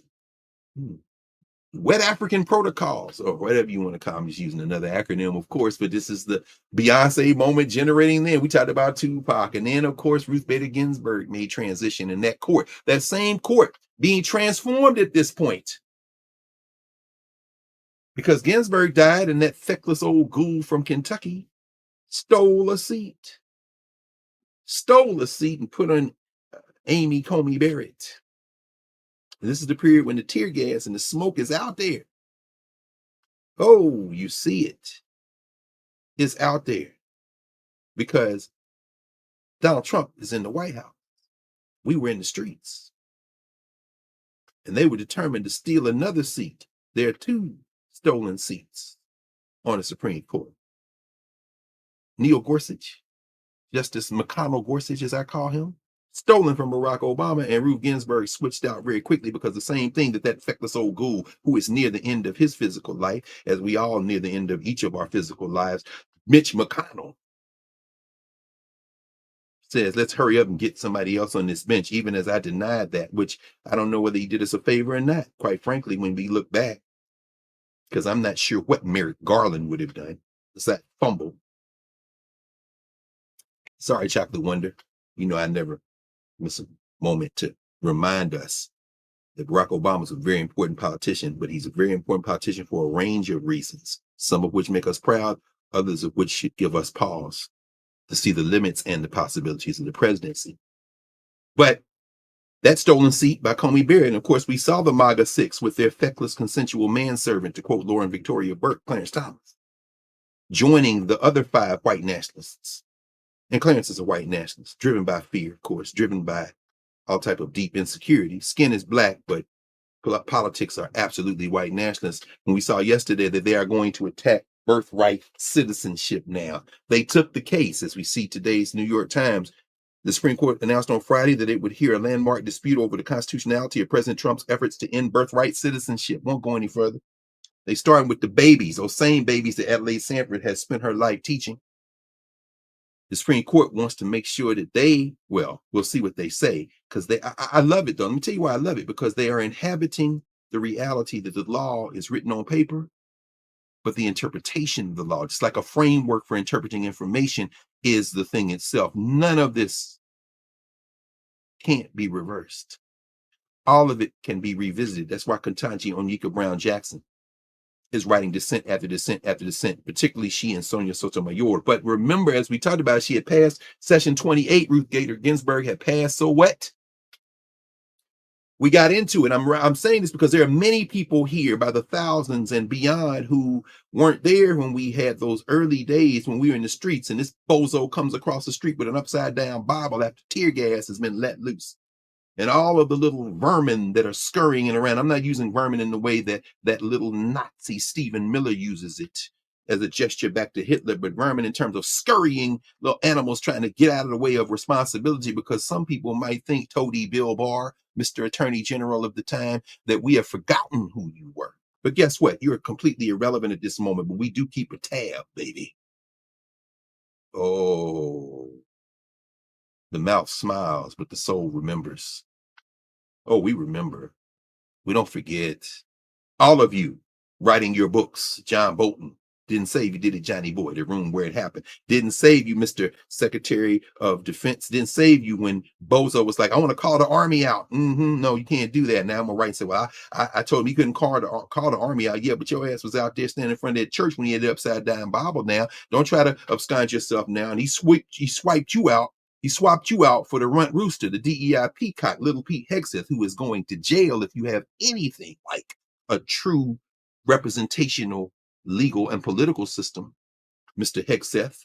John Roberts can't save you. It's Trump versus the United States, not Hegseth versus the United States. You can go to jail with Stephen Miller, with Steve Bannon, and the rest of them. Bannon had said as much a couple of months ago. But the point I'm trying to make is this. By the time we got to 28, as we're between 1 and 50, we're in the heart of that struggle. And people are coming by the thousands, relying on the Saturdays just to be in conversation. And we talked about so many other things. Bob Gibson, Breonna Taylor, Ice Cube, Cleopatra, Diddy. Diddy, for the first conversation on Diddy, session 32. You go back and look at episode 32 at session 32 and bring it forward to this thing, this 4-part thing that was on Netflix, might get some interesting grounding, right? Because Bozo is talking about this Insurrection Act. So our first attempts to connect the Insurrection Act, as Bozo wanted to turn the damn police and the army and the military loose in the streets of Washington, D.C. and the country, what he's doing now, thoroughly illegal. Our first conversation is taking that on and connecting it to previous generations. And we connected it in session 36 to the insurrection of 1898 in Wilmington, North Carolina. And I won't go through all that. I'm going to speed this up in a minute. I'm not going to take much time. Like I said, session 100 was almost 4 hours, but that was in deep COVID. And now the world is open up and is clawing for our attention span, which I'm going to come to in a minute. But the whole process then of talking about that, remember, we brought in the sister Helen Edmonds, the first African woman to get a PhD in history from the Ohio State University, who spent most of her career at North Carolina Central College, that same one that John Hope Franklin taught at for a moment, and my man H. Leon Prather, who wrote a book, We Have Taken a City, on the Wilmington race riot of 1898, longtime professor of history at Tennessee State University, my professor, my first year at Tennessee State University in 1983, who we thought at the time was crazy because he always referred to himself in the third person like an athlete. And Prather has written a book, he would say with his finger in the hand. But now I look back and say, thank you, Baba, now an ancestor, for passing that fire on, because I didn't understand we had taken the city in the way I needed to understand it in 1983, but I do understand it now in 2025. And we talked about that and all those other books in session 36, which was the 10th of November, 2020. The 10th of November, what had happened? Session 35, the week before that, the 7th of November. This is after Election Day. Do you remember? This was the title, Biden wins. Trump may not concede, but what do we need to do? That was the title. Biden wins. Trump may not concede, social structure, but what do we need to do? Governance. See, the thing about our compendium is it allows you to locate the thing that you might want to go revisit, because the momentum of memory requires memory. And we live in a society where people will ask questions before they have checked their memory. Anyone who is taught, I'm going through it now. Emails, Dr. Carr, how do we write the final paper? I talked about that final paper from August to now, and in the last month, every class, and recorded it and put it there. And you ask me a question, what you're telling me is I did not pay attention, or I did not come to class, or I simply don't care. Or life has been lifing and has pressed on me so deeply that I didn't have time. So what's my reply? Go here, look here. If you have any questions, come back. We got 300 sessions of the same thing. Week after week, people, and this is not a blame. This is people are new, people may forget. They say, oh, hey, you should talk about so-and-so. Not just hundreds of sessions. At this point, thousands of hours. Because if you just did a minimum of 2 hours plus, those early ones were half hour, 20 minutes. Then we went into 2, 3, 4 hours. Now we've settled somewhere between an hour and a half, as we're reaching now, and 2. But either way, you then multiply that by office hours, which came into existence after Knubia was created. And then you multiply that with all the other conversations that are taking place over it. That's beyond thousands of hours, and all of it documented, all of it recorded. The books we've read in office hours, because Knubia came into existence. Blake, or the Huts of America, Martin Delane, the finest interlocutor with African memory on this continent, Kwaku Larry Crow, and his partner, the exquisite educator, as she would call herself, Shule Mama, but so much more than actually, Shule Mama is probably the highest honorific you can have. Mama Olabisi Olokalade. The Africans from all over convene. Look, all of them conversations we've had, all of it recorded and documented. If you joined Knarrative and came into Knubia just for the recordings, master classes in mathematics, hystematics, Brother Akil, Sunyata Ahmed, Sister Narissa, Sam Reynolds, all the other folk, Mario Beatty, week after week after week, the finest student of Egyptian language we have in our generation, having received his fire from the torch of Theophilo Benga. It's not possible to have a standard beyond that. And we're just getting started. So we could talk so much more about it, but I'm going to go past Ma Rainey and Steve Biko and Dave Chappelle, the origins of Kwanzaa. The origins of Kwanzaa, session 43, the 26th of December, 2020, the first day of Kwanzaa Umoja. That was 2020. Here we are 5 years later. And a sister who, coming through this space, who predates this space in terms of our relationship, knowing each other since the 90s, early 90s, at the Ohio State University, long before she had raised her family, she and her husband, and back and forth, when this sister, Adelaide Sanford's grandmother, tells her she's an Igbo woman. This sister, Ayafubara Anelli, is from that region. And when she starts the Emma Johnson, Dirigo Wari, the library and school, which continues to this day, it was during the height of this back and forth, and as the emergence of Knubia and Knarrative has enabled that work and commingled with all the work she was every day, putting her personal money in to build this library, and then folks contributing to that. And here we are 5 years later in December 2025, and this is the latest publication. The latest book I just got is called Kwanzaa, a celebration guide for home and community, from somebody who practices it, who has learned it many years ago, and now practices it every year with her family, community, citywide, countrywide. It's Aya. It's Aya for Bar. This her book. There she go, right there. You know what I'm saying? This book just came out. Celebration guide. Not a long book, but a strong book, as my friend and brother, the great Khalid Abdul Muhammad, used to say. Not going to be long, but I will be strong. So you see it there, everything, foundations, 7 days through ritual, continuation, and legacy, with the bibliography. But 5 years ago, we just had a conversation about it. The origins of Kwanzaa. Not introduced Kwanzaa to a lot of people, but many people already knew about Kwanzaa. And then there was a cluster, and there's a cluster of people who've been practicing it since it began. You know, Milana Karinga is still out there on the West Coast. I think about all the people who go all the way back to that. And then, of course, we come into the new year. Session 45. 45. That's funny. Session 45. Isn't that funny? 45, as in caliber of a weapon. Well, isn't that ironic? Because session 45 was the 9th of January, 2021. And we all know what happened on January 6th, which is why the title of our conversation that day was The Insurrection of 2021. Who America is? Question mark. Of course it is. And you know the difference between that week and this week? Now they have captured the car. Now they are in charge for a brief moment, and I love it. I love it because they're going to tear it apart. And if they tear it apart, it's not going to be the end of humanity. It's not going to be the end of us if we do what we need to do. Now we renegotiate the terms. This should be something we are intensely not only paying attention to, but involved in. Did you see the day before yesterday, they released the National Security Strategy? The November National Security Strategy. It's about making money. It's about profit. You saw the presidents of Rwanda and Congo here in the United States this week. Felix Tshisekedi of Congo. And of course, in some ways, the bagman of Africa, Paul Kagame of Rwanda. Done some great things, done some terrible things, all commingled together. As John Clark used to say, in some stories, it ain't no good guys. In some stories, it ain't no good guys. But that whole process, when you read, in fact, it's on the front page of the Times today, but you can download the security. Let me see if I have it here. Yes. Look at this. The Trump administration said on Friday that Europe was facing the, quote, stark prospect of civilizational erasure, end quote. That's in their document. and pledged that the United States would support like-minded, quote, patriotic parties across the continent to prevent a future in which, quote, certain NATO members will become majority non-European. See, this is the reason I love Donald Trump.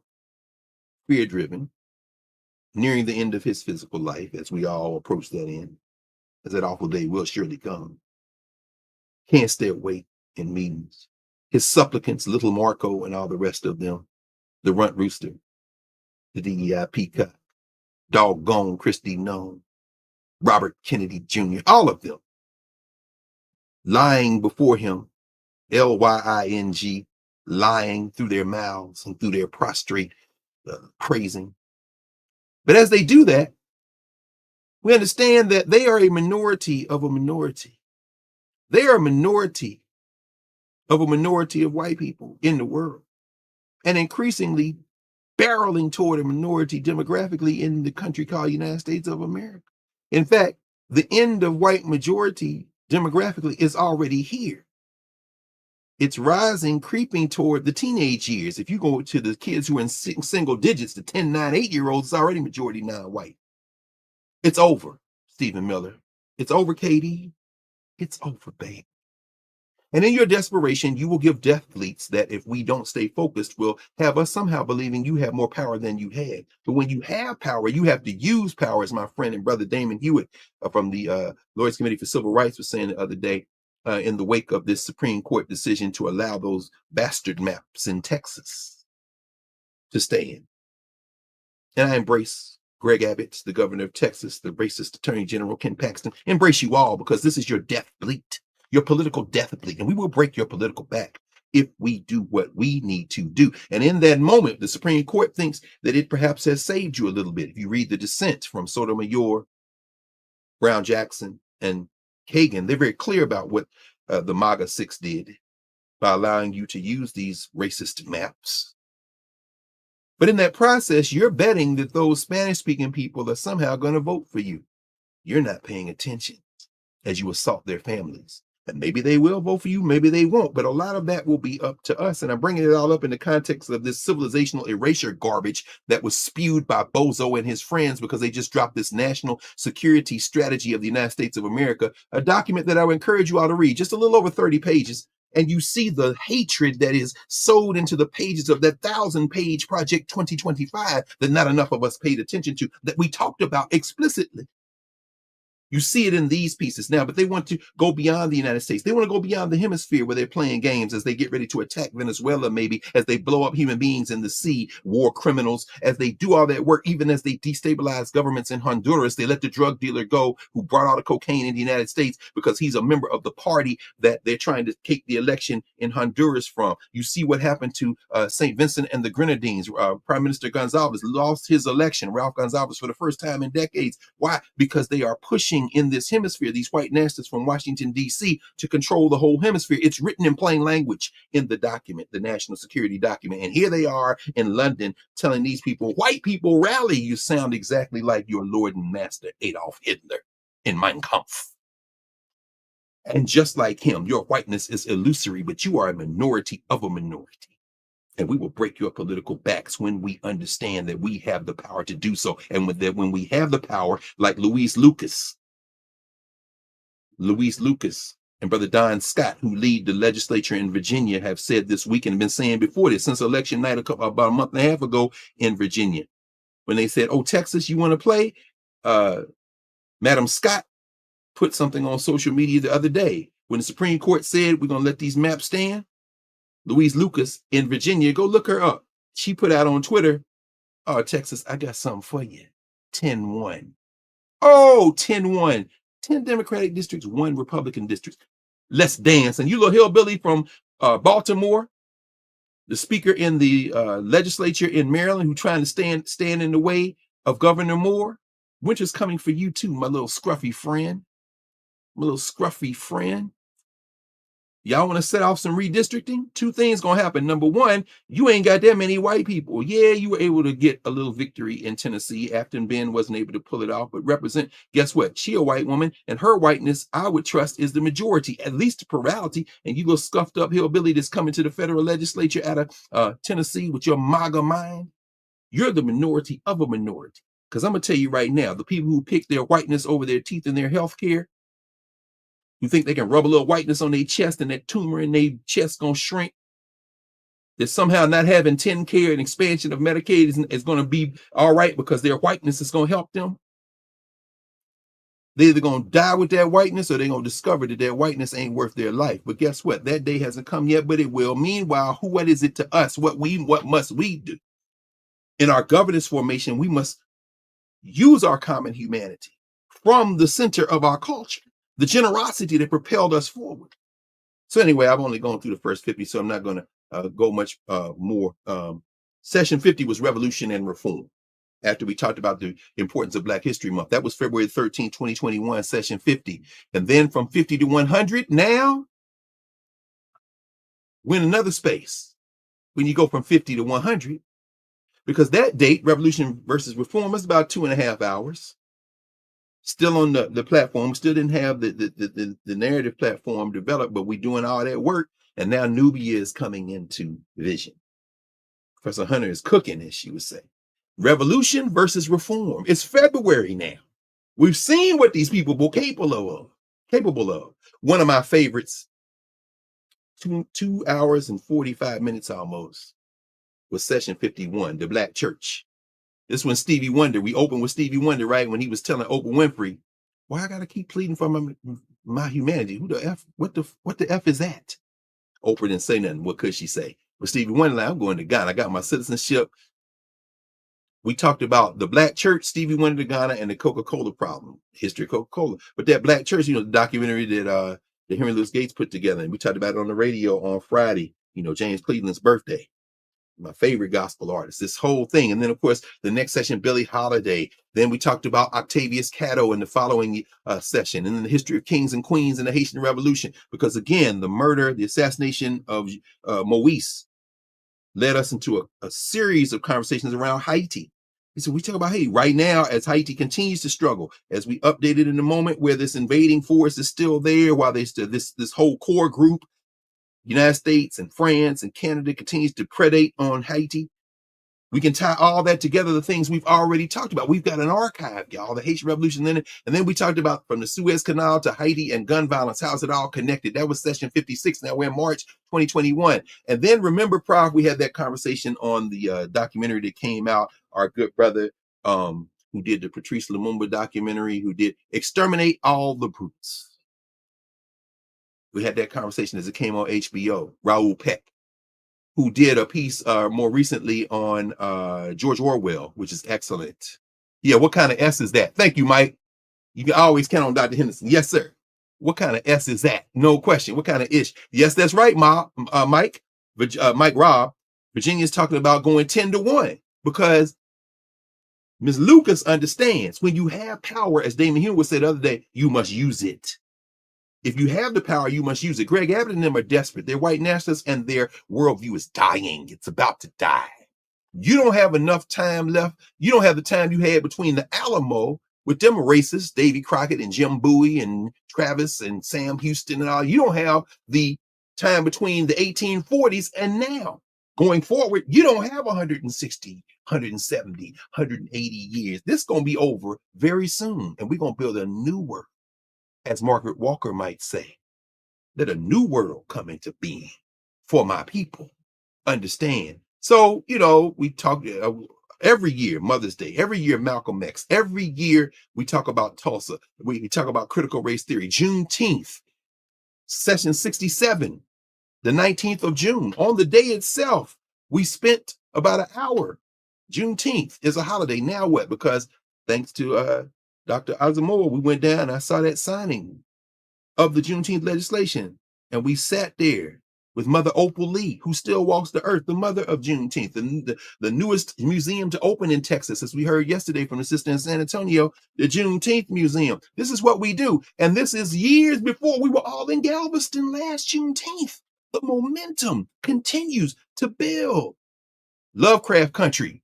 Talked about that in session 70. And we could talk more about it. I'm not going to go through this. Black August, every year we do that. I'm going to go because then we come back to school. Now it's the fall. Session 84, we talk about the Blackburn takeover. And I got to speed up. So why? Because the students had come back to school, they had come on campus, these dorms had been locked up, these classrooms had been locked up, the conditions weren't the best. And so they took over the student center in the longest occupation in the history of Howard University. And in that process, people from the communities came and we talked about what it means to have a space where children are protected, young people are protected, young adults are protected, and we are having conversation. And this whole idea is very important on HBCUs. So we keep going. There's the Kyle Rittenhouse verdict. And then, of course, the 22nd of January, 2022 came in the wake of my physical mother, Catherine Hayes Carr, made transition. And many of you all attended the funeral. And we were blessed to have you all there because her transition, as she would say, as she was physically here and as she continues to speak every day, is no different than anyone else's transition in the sense that our community must always center our elders, our children. We must always remember all of them because each one of them represents all of us. As Carl Renato, who's a member of our leadership team and our working team here at Knarrative, the ritual for his father was yesterday in Chicago. It was recorded, Ashe. We understand that all of our transitions are part of that continuing fabric. And when you see me, you see Haywood and Catherine Carr. My mother, whose generosity knew no bounds, who was my first teacher, and my father, who worked every day of his life, whose birthday was the day for yesterday, Haywood Carr, 104th. So the whole idea, ancestors now, but no different than all of our ancestors. And as we fill up these imbongis with all of our ancestors, we remember that that's who we represent now. By session 109 in April, Ketanji Onyeka Brown Jackson had emerged, and we talked about her twice in session 107 and in session 109. We come past Easter, Jack Roosevelt Robinson, shout out to his partner, Rachel Robinson, who's still with us. And we could go forth, Calvin Butts, again, thinking about ancestors, session 138 in October 2022. We could go forward. By the time we get to 150, because the 10th of December, 2022, the Deion Sanders complex and momentum of memory, we spent 2 weeks on that because I went down to the Celebration Bowl. I wish Deion had stayed at Jackson State. Wish the brother all continuing work. I ain't against Deion Sanders. I think he's a brilliant talent, so magnetic, does all that work. And just like I said in session 143, Deion Sanders is leaving Jackson State. When we also talk about Will Smith's Emancipation, that film, that was the 3rd of December, 2022. I was in Baltimore, the National Black Family Summit.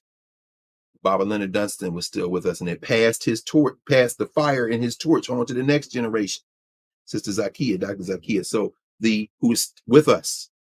But I was up there talking about Deion Sanders, and we talked about Ed Temple. We talked about all those coaches who stayed at HBCUs. Clarence Big House Gaines, ain't that right? His son is in here right now. Went to Kemet with us and daughter, both of them with us. Y'all know about Big House Gaines, don't you? Winston-Salem State. Think about Eddie Robinson at Grambling, John Merritt at Tennessee State. Think about the great coaches who were also educators. Deion Sanders was part of that line for a brief moment and then decided after they bring back that Brinks truck up and say, get that Negro out of the HBCUs before he started a whole ass slave rebellion. Then he came down to the Celebration Bowl and they got beat. Jackson State did. North Carolina Central came in there and did that little work. And then the next thing you know, they're off. And it was cool for about 5 minutes. And now who's running to see the Colorado game now? No, we know where this goes. Because you can't beat them at their game. People say, how can we compete with the white schools? Well, the first way you compete with the white schools is stop using the rules of the white schools. Because I'm going to tell you right now, the Bayou Classic, something that was so brilliant last week. Shout out to NBC. I give you a shout out. Why? Because y'all finally listened to Africans. And you broadcast the whole halftime. You put your commercials between when Southern's band was leaving the field and Gramblin's band was coming. And that's exactly where it needed to be. So all the young people could see Glorilla and Juvenile. So everybody could sing along with all the songs. And I saw something I'd never seen before. I'm going to take 30 seconds to explain it because everybody saw it. But if you didn't, go back and look at it. Watch the genius of this. Because you know they penalize our bands for playing during the plays. Because the white bands don't need to play during the plays. The players active on the field, they said the bands can't play. No problem. HBCU bands always had a problem with that, especially Tennessee State and places like playing these white schools and this crazy OVC, which we should be out of. Tennessee State should be in the SWAC. Damn it. Anyway, so now the bands can't play when there's active play. So what did I see Southern and Grambling do? Here's what their bands did. They lined up to play. The band is playing. The play hasn't started yet. So then Southern comes out. I think it was Southern first. It says, you hear them play. The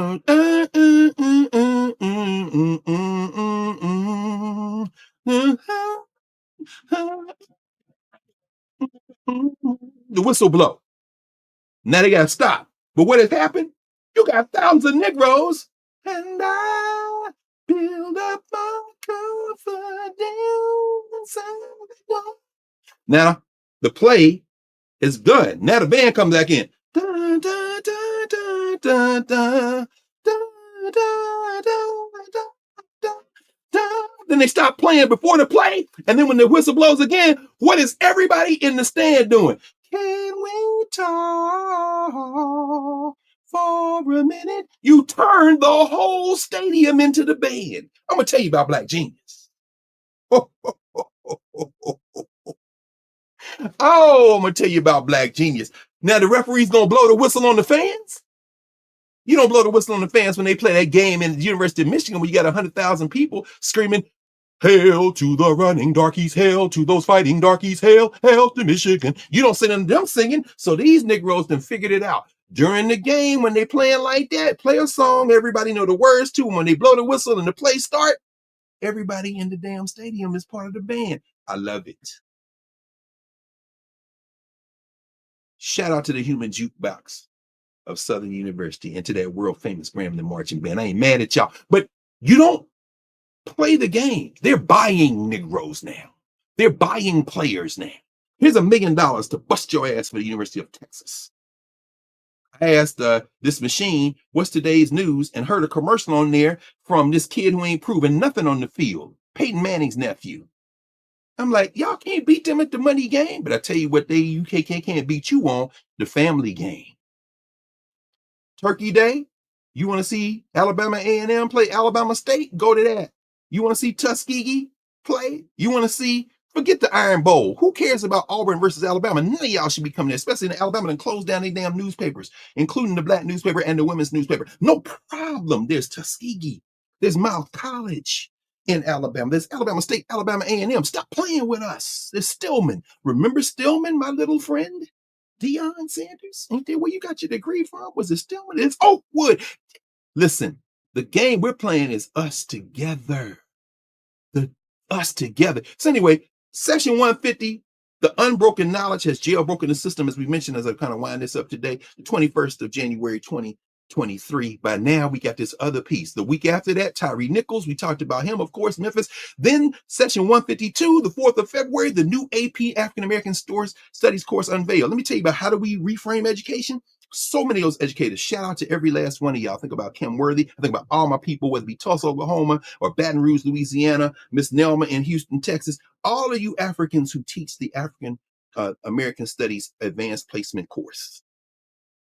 All of you who I know personally, and many of you who we haven't met yet, but who are in this space, who use this space as a part of your work, who connect. My man Larry Miles in Atlanta, former regional president of the Southern region of ASCAC, whose students came to Columbus, Georgia, to George Washington Carver High School and presented on John Henry Clark and brought tears to our eyes, including the tears of his family.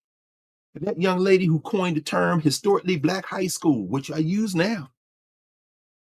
They came out of this formation and they're connected to educators who might get a framework from the College Board, an assessment from the College Board, but whose work is life to life. How do you reframe education? You center it here and you use those places as the periphery. We talked about that in session 152. Now I'm going to go forward to session 200. I'm going to skip over Jim Brown, who made transition. In session 167, we talked about him in May 2023. In 168, the following week, we went to where we have gone every year since we've had this, except the COVID year, and that is to Wilberforce, Ohio, with Baba Kwaku and Mama Olabisi at the Martin Delaney Ritual with the Midwest region of ASCAC. The good brother Kamal Rashid, president of the Midwest region out of Chicago, and everybody comes and travels, and we gets bigger and bigger. Travis Armstrong shows up everywhere. Baba Jelani Anderson, all the people who come from all over the country.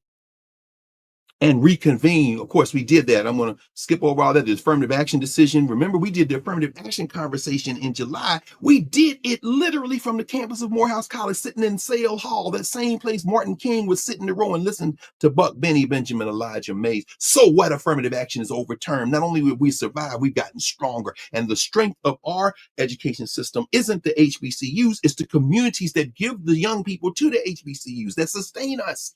We're learning. We'll get there. We'll understand. You are an Igbo woman. What does that mean? It will come for you at some point when you have it. Session 191, as we near 200, intellect plus praxis equals power. The 4th of November, 2023. We went through again, as we always do, our Thanksgiving rituals, our Indigenous Peoples Day, our National Day of Mourning. And so session 200, days of future past. We're thinking about time and space. As we think about time and space and how those things kind of converge, we remember that we move together. I'm loving these emboggies, y'all, because I'm not a chance to read them right now all the way through, but I'm loving how we all are talking about all of these things as we're connecting them. Yes, can we talk? Tell us to wrap it up. Yeah, Knubia and Candy. Oh, yes. Now, session 204, February. I have to mention this because February 3rd, 2024, we spent part of that morning with the good brother, the new ancestor at that time, Joe Madison. The eagle has landed. How do we fly without perching? This is February 2024. That's before what emerged because of you, Professor Hunter, of allowing us to be custodians of the eagle's nest. Lamar King and myself and Omi Bell, and of course, Shauna Renee, leading off the week after week, his blood daughter, opening that space. And now Ajwa Asamoah is in there, and Dr. Sunyata Amin is in there. And you see the whole thing. Joe Madison lit our torches. That fire continuing in a different torch, but the fire remains the same. Important to see that. And so as we go through and we get back into the election seasons, it's coming up, the state of our union and all of that work. Can you smell the rain? Who is O.J. Simpson, the others and us? Session 214, that's in April 2024. We're coming into the space. Joe Biden, still the president, remember?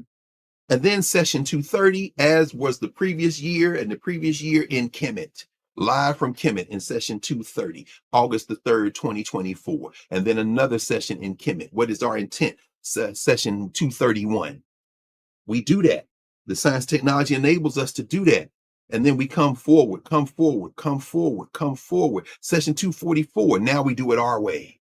A work of numbers. That's the 9th of November, 2024. You know what had happened the week before? Bozo resurgent. All of our efforts made such incredible progress.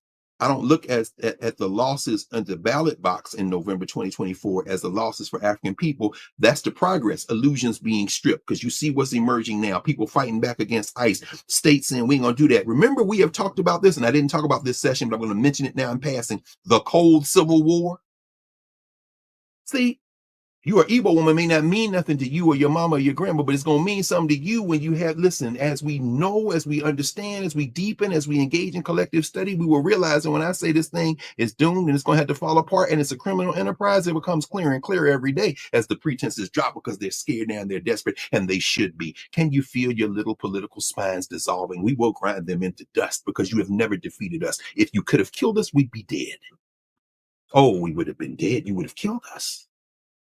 But just like Adelaide Sanford's ancestors survived because they had ancestors who came before this, and she still walks the earth to tell you, you are precious, you are beloved, you are beautiful. Understand that we're not trying to convince ourselves of something we already know. We're always reminding ourselves. And you could be precious and beautiful and beloved too. You are, after all, our children, but your deep amnesia could roll over the earth like pain if we don't stop you. Oh, and you will be stopped. Session 250.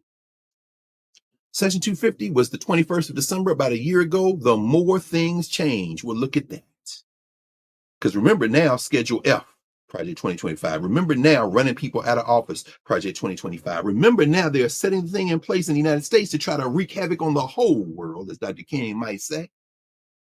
But as we know, the next session, 251, quoting Sweet Honey and the Rock. Because now there is a narrative in Knubia. Now there is a narrative YouTube channel. Now there are all these other connections. And so we used in session 251, the topic, doing things together comes naturally. The great Bernice Johnson Reagan and Sweet Honey in the Rock.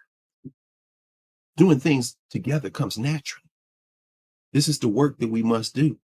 And remember in 252, by then, you had the transition of James Earl Carter. This was just a year ago. Y'all remember that, session 252, January the 4th, 2025. Jimmy Carter and the Possibilities, an era ended. And then by the end of that month, we did 2 sessions, 254. I'm sorry, 1 session, an hour and a half. Martin Luther King versus Project 2025, the World House versus the White House. You saw that Bozo is now saying that the National Park Service will not give free admission on Martin Luther King's birthday or Juneteenth. No problem, you clown. And now, but they will do it on his birthday. I embrace it. Y'all understand how much I love this. I love it. Let me tell you why I love it. Let me be very specific as we end. I love it for this reason. Some people confused about who these people are. I go to National Park Services sites all the time. I was down this past weekend. We went to the National Gallery of Art to see this, that our sister, faithful as the dawn, one of our master educators, Dr. Courtney Wilkerson, went down to see.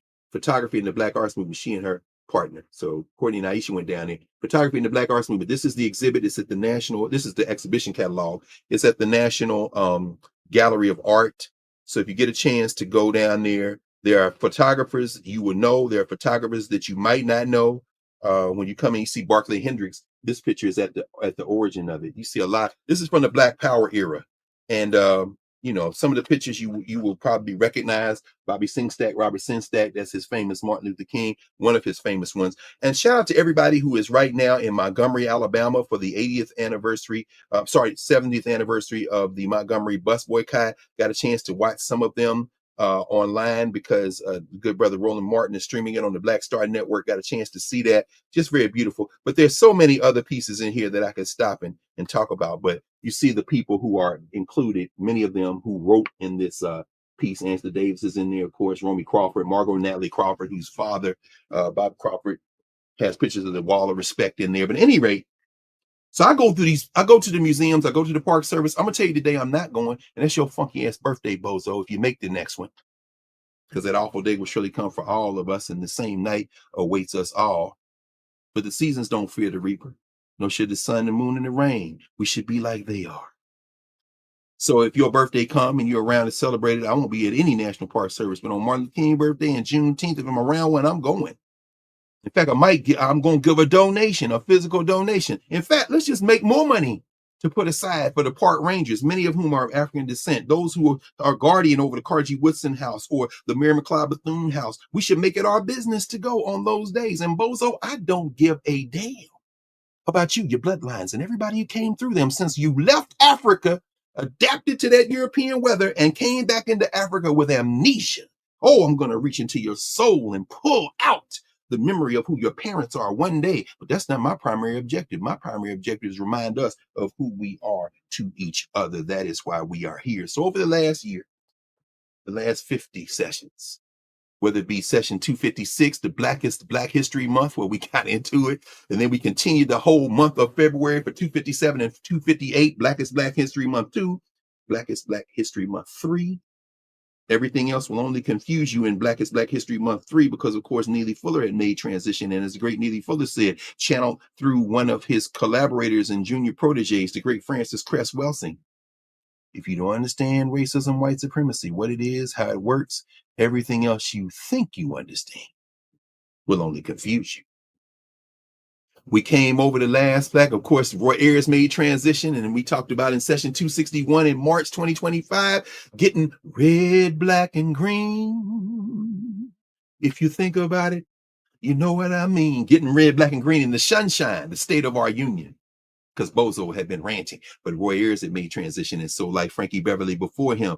Think about that. Oh yeah, now I see how they're gonna do it. I can't wait. Tennessee State, aristocratic bands, what y'all need to do when these white boy referees is there at the OBC and they get ready to blow the whistle because y'all still playing 30 seconds before the play is called, and they start and say you can't play no more. This is what y'all need to do.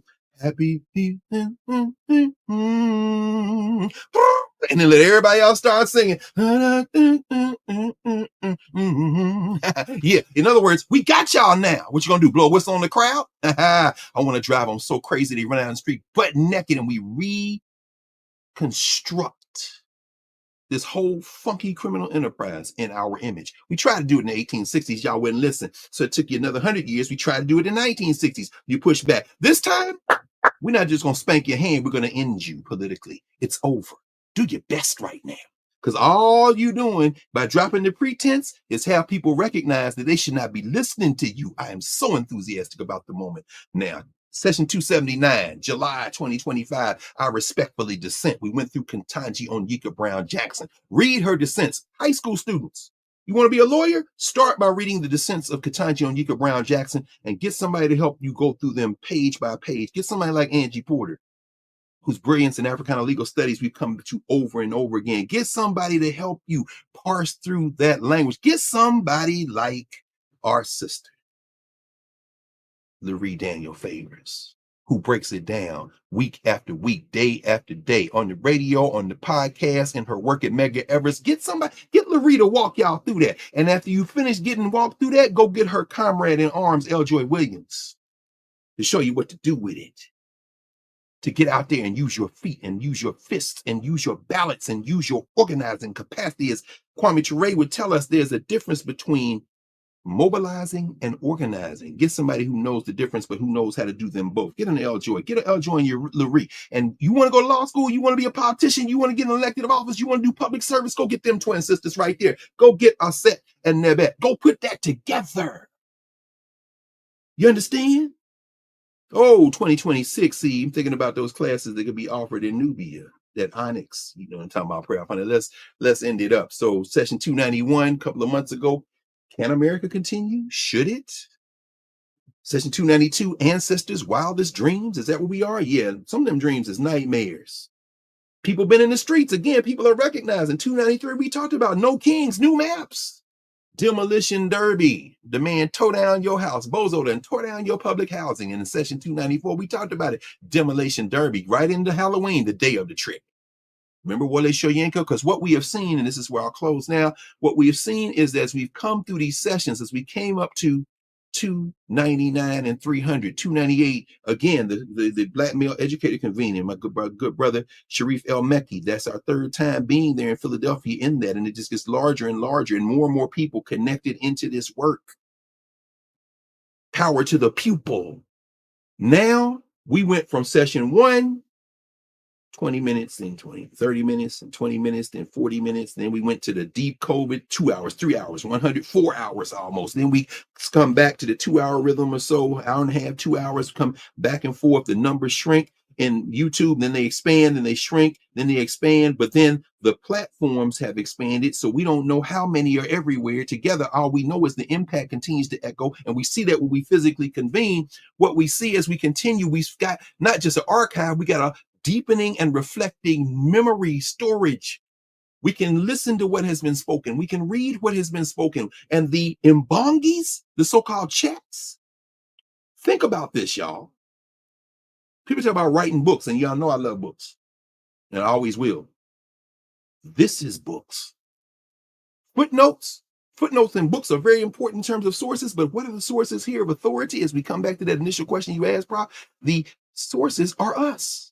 The chats, the imbongis are footnotes that are more rich, more varied, more effective, more comprehensive, more and deeper than any footnote in any book that's ever been written.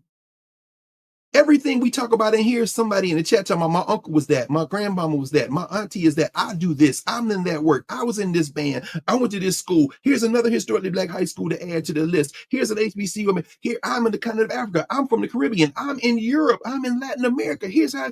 That outstrips any book ever been written. I guarantee you right now, as we enter 2026, if you took this entire conversation we've been having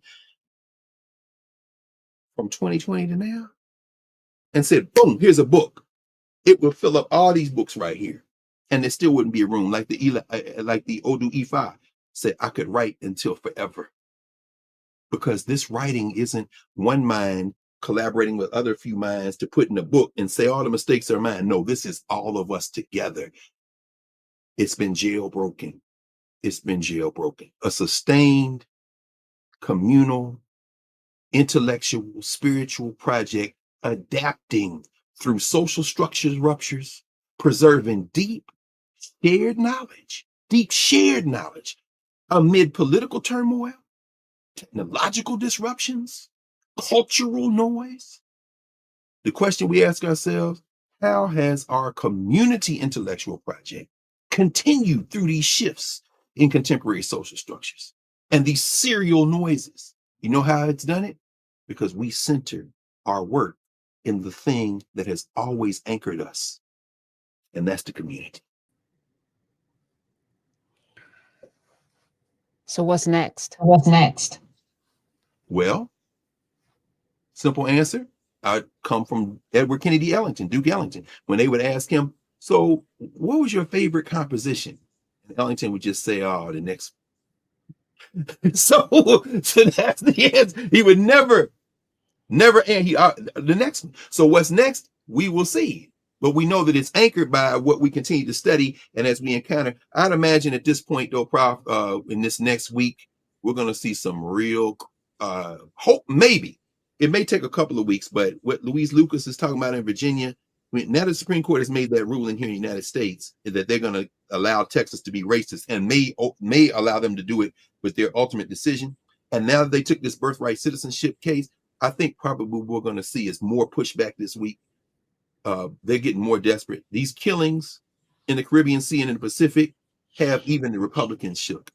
So at this point, they're like, look, y'all, we know we're an outlaw country, but for you to put it on the front page of everything, this is unsustainable. I think we might see, I don't know, between now and Saturday, it may be a crisis that we can't anticipate right now. And we'll look back and say, of course this was going to happen because this man is loose in the streets. Look, you know, let me ask you, I'm glad you raised that because I'm going to ask you this question. This FIFA guy gave him this made up peace prize. You know better than most of us that FIFA is a criminal organization. So I'm just saying, are people going to come here for the World Cup? Are they going to come for the Olympics? I'm just asking, what do you think? How's this going to emerge? Do you think? Unfortunately. And there's feedback now. I'm muting. Okay. Unfortunately, we tend to follow the money. I even asked the question, like, when certain people get out of jail, are we going to put them back on a pedestal and, enjoy their music, go there? Yeah, I'm going to say yes, but I hope fewer of us will follow the nonsense. And I think we are more engaged and more knowledgeable than we've been in a long time, more awakened. And every time they do something like kill people who have survived you bombing them and commit war crimes in our name, it makes it even more palpable. When Campbell Soup tells us, we're going to feed this trash to the poor people, I don't feed it to my own children. When tech giants tell us they don't let their children have an iPad, they don't let their children have screen time, they're telling us. So what are we going to do? We got to respond, right? And we showed up in November, told them in Virginia and Jersey and New York what we're going to do. We got to keep that going while the leadership gets pressed into being real leaders or out, because that's our responsibility too. We don't care that, they keep capitulating, because they will be replaced, because we have the power to do that. And what's next for us in Knubia, that compendium will be evolving into something even more accessible. We're working on that. I'm going to encourage anybody that's not in Knubia, come looking to be involved in a group. If a group is not there, we will create it. Everybody listening right now, you live somewhere. Who are the people in your community that you can rely on? And if you have no one, get out and start making connections, because this is the only way forward. We are going to be in the streets in 2026. You and I, in Class With Carr, will be traveling. We'll be in spaces live. So, get ready for that as well. But more importantly, roll your sleeves up, bring your brick, imagine, ask questions, get curious, and let's come together, because this is the only way forward. And I'm almost talking to the choir here, because we are here because we're together. It's more than 3,000 people between YouTube and Knubia. That's a lot of people on a Saturday for 2 hours to be in community talking about us and how we free ourselves. So I'm grateful. That's right. I always, yeah. Thank you for reminding us as well of coming in and bringing your brick and doing that work. Shout out to Sister Kelly Bree Mosley and all the sisters and brothers in Parenting While Black. The base camp is making moves now. For those of you who don't know, if you're not yet in Knubia, if you're in Knubia and not in that group, these are the brothers and sisters. The sisters came in about 6 weeks ago and gave the vision to bring this learning communities together. And these are educators, these are parents, these are families, people who don't have physical children, all building that. So absolutely, absolutely what we have to do. I also thank, again, Ahmad came in, threw in Class With Carr, Zan and Jarvis. I mean, we have so many people emerging, who are stepping up to do things and who are involved now, even more greatly, because they're not waiting for permission. They're not waiting. We are all in this together. And I think the way we've been conditioned, somebody's got to come get us. Some gatekeeper has to come. This ain't gate kept. Nobody gave us permission to do this. We just did it. And this also, to me, is the way forward. Let's stop waiting for them to tell us that it's okay. It's never going to be okay for them. They're never going to give us permission. But guess what? We don't need it. Don't need it. Don't need it. Shit, y'all on the YouTube side, as you come in, that like, share, subscribe, all that stuff, as you always call it, freak the algorithm. It's funny, isn't it? So, there's so much. It happened this week. I guess they didn't want the broadcast stuff, but Netflix at least seems to have parried the ambition of the Ellisons. But I'm wondering now, how should we be thinking about that? Because they didn't take the CNN. The stuff that the Ellisons want for more propaganda is still out there. So I'm wondering, what do you make of this acquisition? Nobody's watching CNN. The ratings are poor. Why would you want that? It's trash and it's the past. Even Puffy in his documentary said, we got to get on TikTok and Instagram because there's 1 billion plus people. You watch CNN, but nobody's watching CNN. We got to get to the jurors. He understood that. And the fact is, that's the truth, right? Whether it's Reddit or any kind of social media platform, that's where the people are. And that's the old way. I was just talking with you before this, because I can't stop. I don't know why. I just keep moving. But, I'm imagining what comes next in terms of, our broader platforms as well, in the SiriusXM spaces and beyond. And it's how I always think about it is I want to create what we should have. A lot of us chase the models that are because we think that, we're imitating the thing, but that thing's not working. That thing doesn't serve us. That thing doesn't feed us. That thing doesn't love us. So what does it look like to create what we need in media, what we need in business? And let's get busy doing that. Stop asking for permission and stop following models that were designed for us to fail. So right.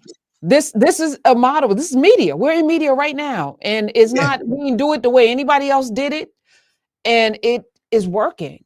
And I'm so incredibly proud of it because I'm so incredibly proud of us, Someone said, I pour in. No, I pour the overflow. Y'all are overflowing our cups, both of us.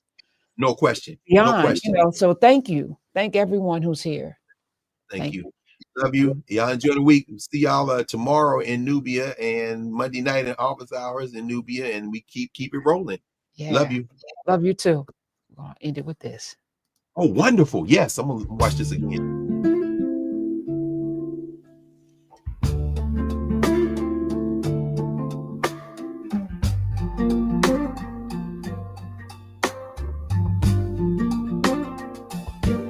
It started like breath, like a whisper in the middle of the storm. Karen said, "Can I press record?" And Greg said yes.